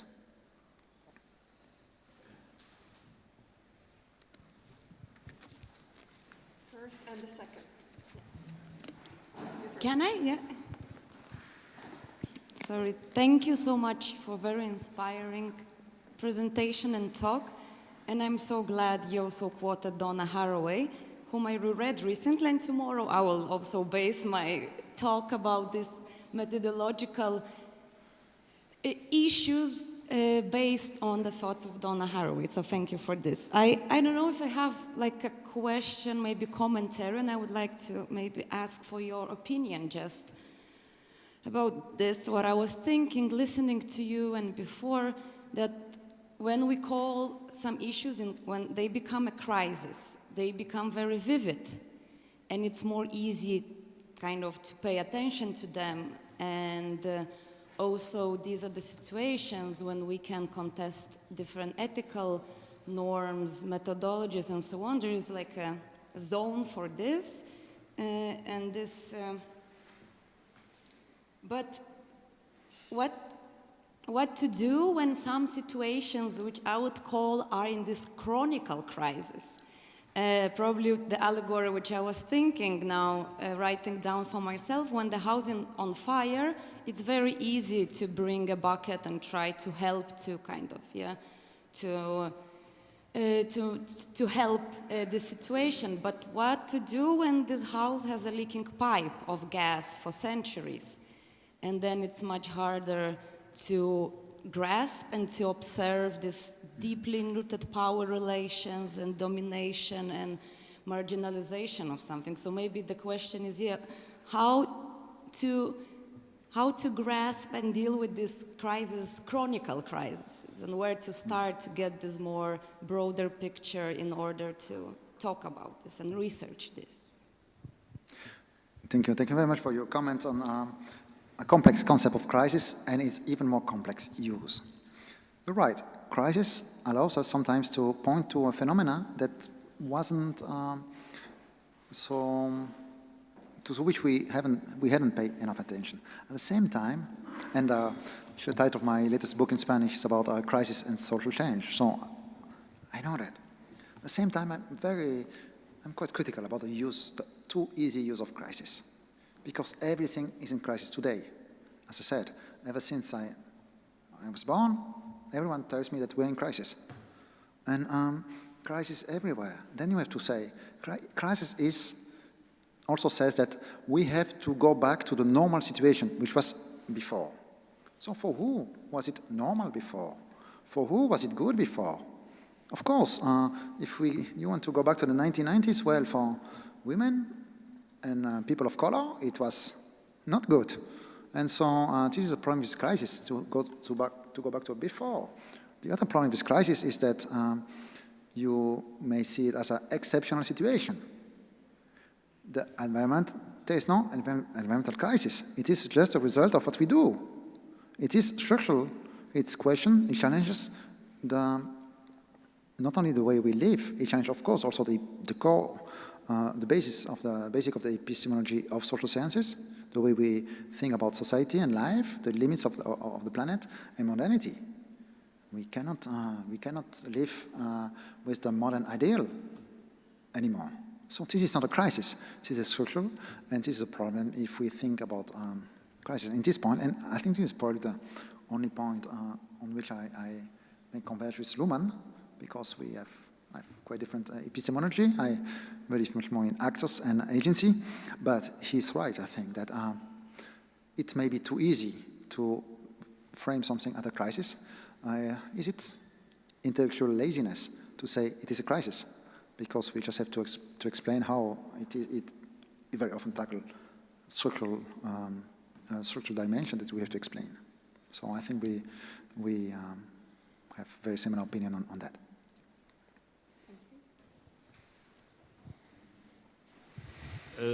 So thank you very much for very interesting lecture.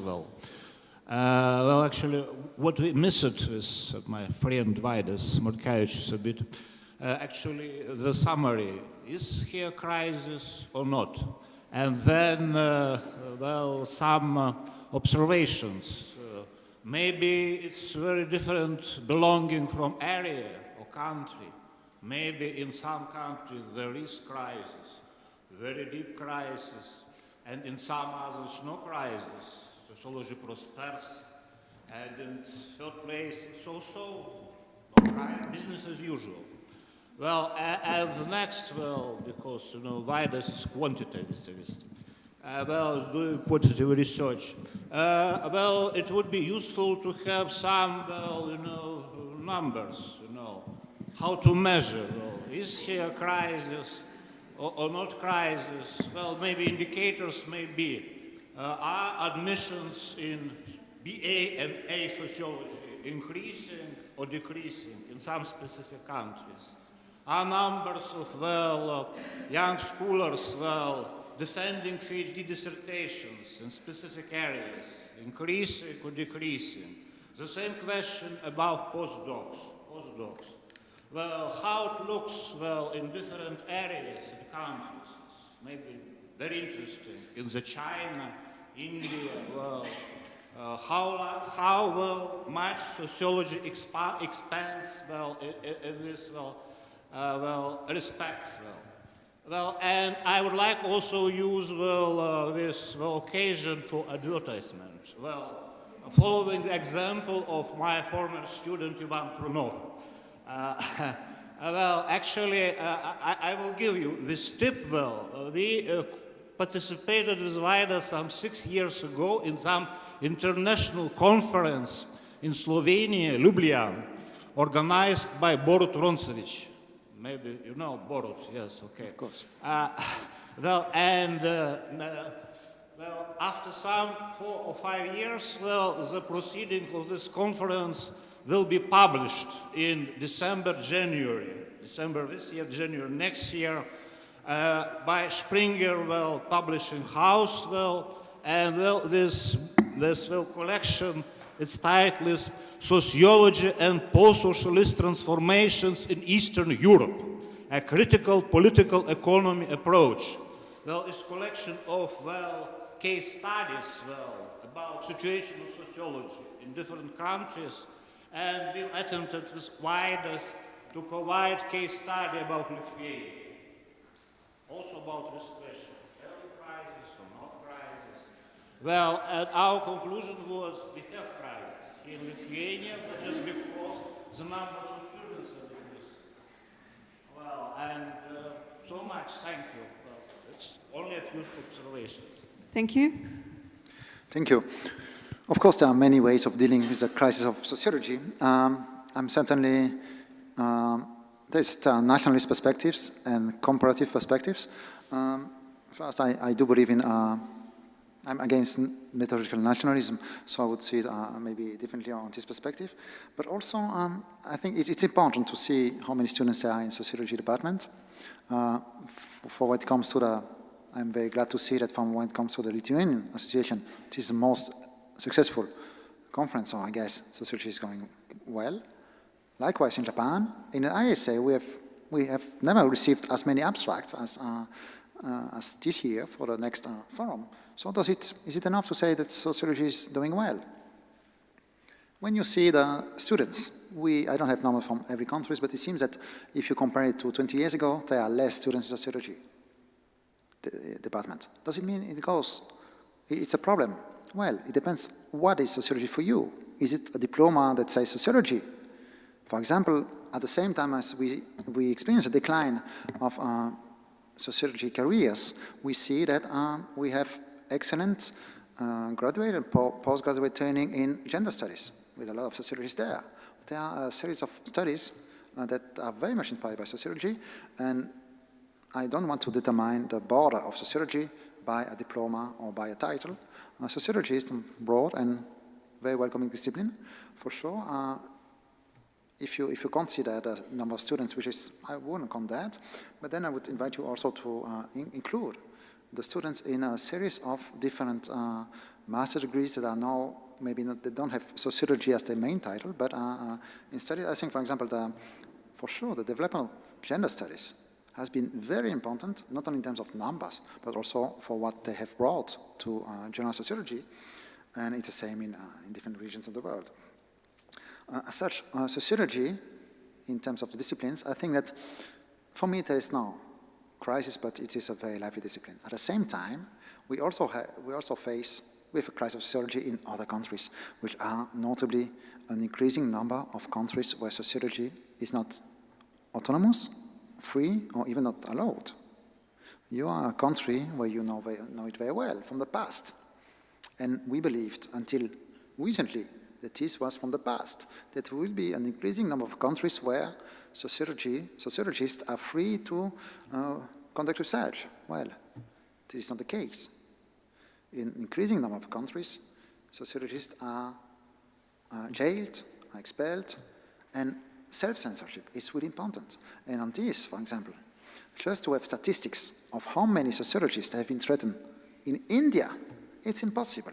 Because just to conduct this research, the sociologists who conduct it, the risk is too high to conduct a research in India, which is officially the largest democracy in the world. So it's just about India. We don't know what happens in many more authoritarian countries. We don't have numbers on that. So on that, I would say that my panorama is optimistic. Well, you should receive an optimistic perspective from the president of the ISA, for sure, about sociology. But at the same time, we've also faced many threats, and in that, I don't know if it's correct for sociology, but for sure we are, there may be many less sociologists today than there was 10, 15 years ago. In the Arab world, if you take Tunisia, for example, there was a new generation of sociologists and new careers in sociology that were created after the 2011 revolution in Tunisia. Today, Tunisia is a dictatorship. There's no place for free sociologists there. And so all these sociologists have just disappeared. So we lost many brilliant sociologists, and of course we lost most of the careers there. So in such, I don't know if actually the crisis of sociology or not, I would say that definitely there's a deep transformation of our discipline. And I'm very excited to be a sociologist today because we can learn from sociologists from so many different countries, and every time I read a sociologist from a different continent or I meet them, I learn a lot. And as such, this is something it's not new, but it's much more widespread than it used to be 50 years ago.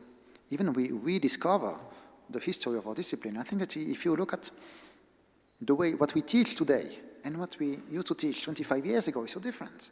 When I was a student, no one told me about it was possible to do a course in sociology without mentioning Du Bois. Even you could have a class of introduction to sociology without one single woman. It was possible before. Of course, today this is impossible. There's no university, I guess, I hope, in the world that will not mention Du Bois as someone at least as important as Weber in our discipline. There's you cannot have a course in critical theories without mentioning people from the Global South, because they, of course, are central as the other. They just have been overseen. So, in this perspective, I don't think that we are in crisis. We have been able to transform the discipline very deeply. And as I said, I hope that this is we have open space that allows us to build better tools, better concepts to understand the world. The floor is open for other questions.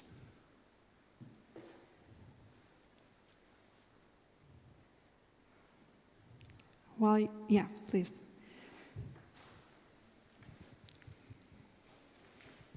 Thank you very much. I'm very happy to hear what you're saying here, and I think it's something which relates to your speech at the Porto conference this summer on academic freedom as well. But my question is, could you please tell us a little bit about sociology in Japan and in Latin America, since you've just visited Japan and you visited Latin America? Would you please just tell us what it is about, what they're doing, how sociology is there? So thank you. Thank you. Of course, my stays, so before being here, I attended the Latin American Congress of Sociology in Dominican Republic 10 days ago, and then a few days after the Japanese Congress. And I cannot tell you everything about these sociologies. I learned a lot, for sure. Some problem of translation in Japan. But I was struck by one thing in Japan, is the centrality of the demographic aspects. So the demographic decline seems to impact almost every aspect of Japanese sociology, which is then, in this perspective, it's something that they see it as very pessimistic, but of course, then we have many things to learn from Japan on this perspective. But one of the outcomes is that a society that has always refused to see the migrants that were among them, they were invisibilized. Today they have to see them because there's no way they can deal with this problem without the migrants. And in Japan, migrants means even the third generation, they are still migrants. So it is an interesting perspective from Japan. And also I briefly mentioned this less individualist perspective on care and on some problems that is still rooted in some East Asian countries. So it is very interesting. And at the same time, still an increasingly difficult dialogue with China, which is a surprise to me. So this is something I've seen from my previous visit to Japan. Today, unfortunately, dialogue with China is more difficult and less present there, which is a challenge for sociology. You may know that today, the last time I had is 16% of the articles in sociology are written by Chinese sociologists. So in which condition and how, this is different questions on which I will not develop, but certainly things are changing very fast. And well, I talk a bit on Latin America, and maybe the concept there that the last word is about this concept of, in Latin America, they insist a lot on this idea of the crisis of civilization. As I said, I don't like very much the crisis idea, but for them, at least in this Latin American sociological association, global warming is just one element of the crisis of the civilization, about the values, about the different way of seeing the world. And I do believe that there's one idea, after studying some social movements there, one idea that is crucial in sociology too, and we may overlook it in the West, is what does it mean, a good life? Is a good life, is it a standard of good life only economics? It's about, if I ask my nephew in Belgium, when he was 5 years old, he told me, well, a good life will be that I will have 3 Tesla cars, 5 TVs, and a huge house, and all that. And so they propose different way of seeing it, which is interesting because it's something we may have overlooked in our, I think, Eurocentric approach of a good life. Thank you. Other hands? Yes, please. Thank you very much for the lecture. You said that the West, East and South should all interact, but wouldn't that create another problem?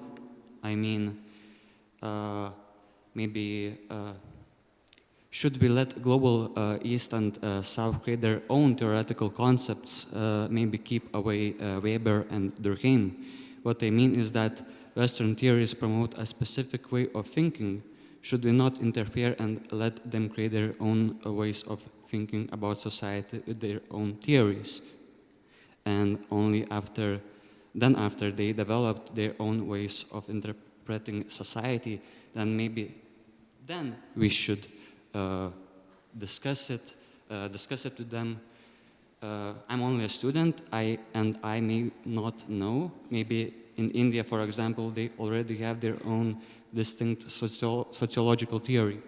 That's it. Thank you. This is a very important question. It would take me many hours to answer in depth. But let me just say that,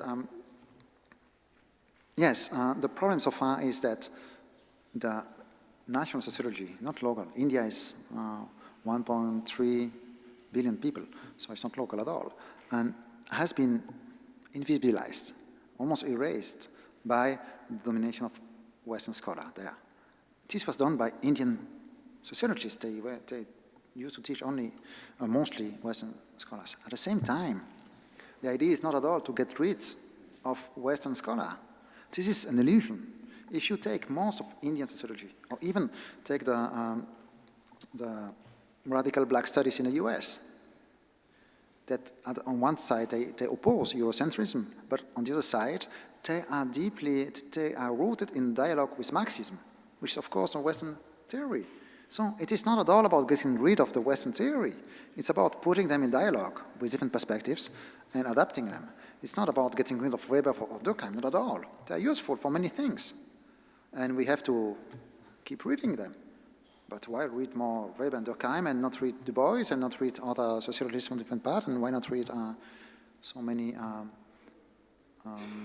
founding mothers, if we have the founding fathers of sociology? So it's about a dialogue. It's not about getting rid of this sociology, but at the same time, we should also, and this is the more classic perspective on decolonial sociology, we should see that within the work of Durkheim and Weber, of course, it is also a deeply Eurocentric and Androcentric perspective. So we should have a different relationship with that. And I think that we should read them, but also see the limitation of the theories, because they, I mean, as any authors, they are situated.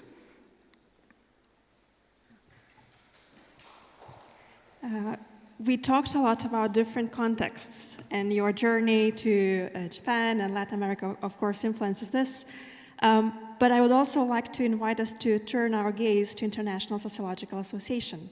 In your speech, you referred that there is a long journey towards democratization, and we are on the way. So how far ahead we are if we are taking International Sociological Association and democratization, diversity of different voices there, and what are the key aspects that you see that need to be dealt with in the near future? In ISA. Well, I think that a more democratic and more inclusive sociology is a permanent challenge. We will never reach it. It's always, it's about questioning oneself. It has a deeply personal dimension on one side, in the encounter with someone else from different culture, but it's also about the infrastructure of research. So yes, we try to do a lot in ISA to have more articles by sociologists from different parts of the world, but still it is a very long way to go. And I think that we are a bit better than we used to, but yes, sociology at an international level, for sure. Today in ISA, we have far more women than men in positions of responsibility in ISA, which is quite good and different from what we used to have 30 years ago. But if it comes to sociology in Africa, in the Philippines, and other countries, we still have a long way to go to include them. And so this is, I think we have done part of the way, but a part is not only about people. I think what the main, I would say that the most important thing we have done is what I try to explain, to change the way we see the global and global sociology. To change the perspective from saying, we need to internationalize, so publish everything in English and go only to the UK and the US, which is important. I like to go to the UK and, well, before Donald Trump, to the US. It's good, but not only. It's not about rejecting all that. In this perspective, I think that we did a very important journey to change our perspective on what it means an international or global sociology. And this is maybe even more important than how many, I mean, from there on, then the next step would be to really be able to include more people, but the epistemological transformation is crucial. Another point you raised, importance of conversations going in different directions. And I think these conversations are going very well when they are happening informally. So going towards the closing part of this session, first I would like to thank you, and I will have some announcements, so don't run away yet. Small token from the thank you.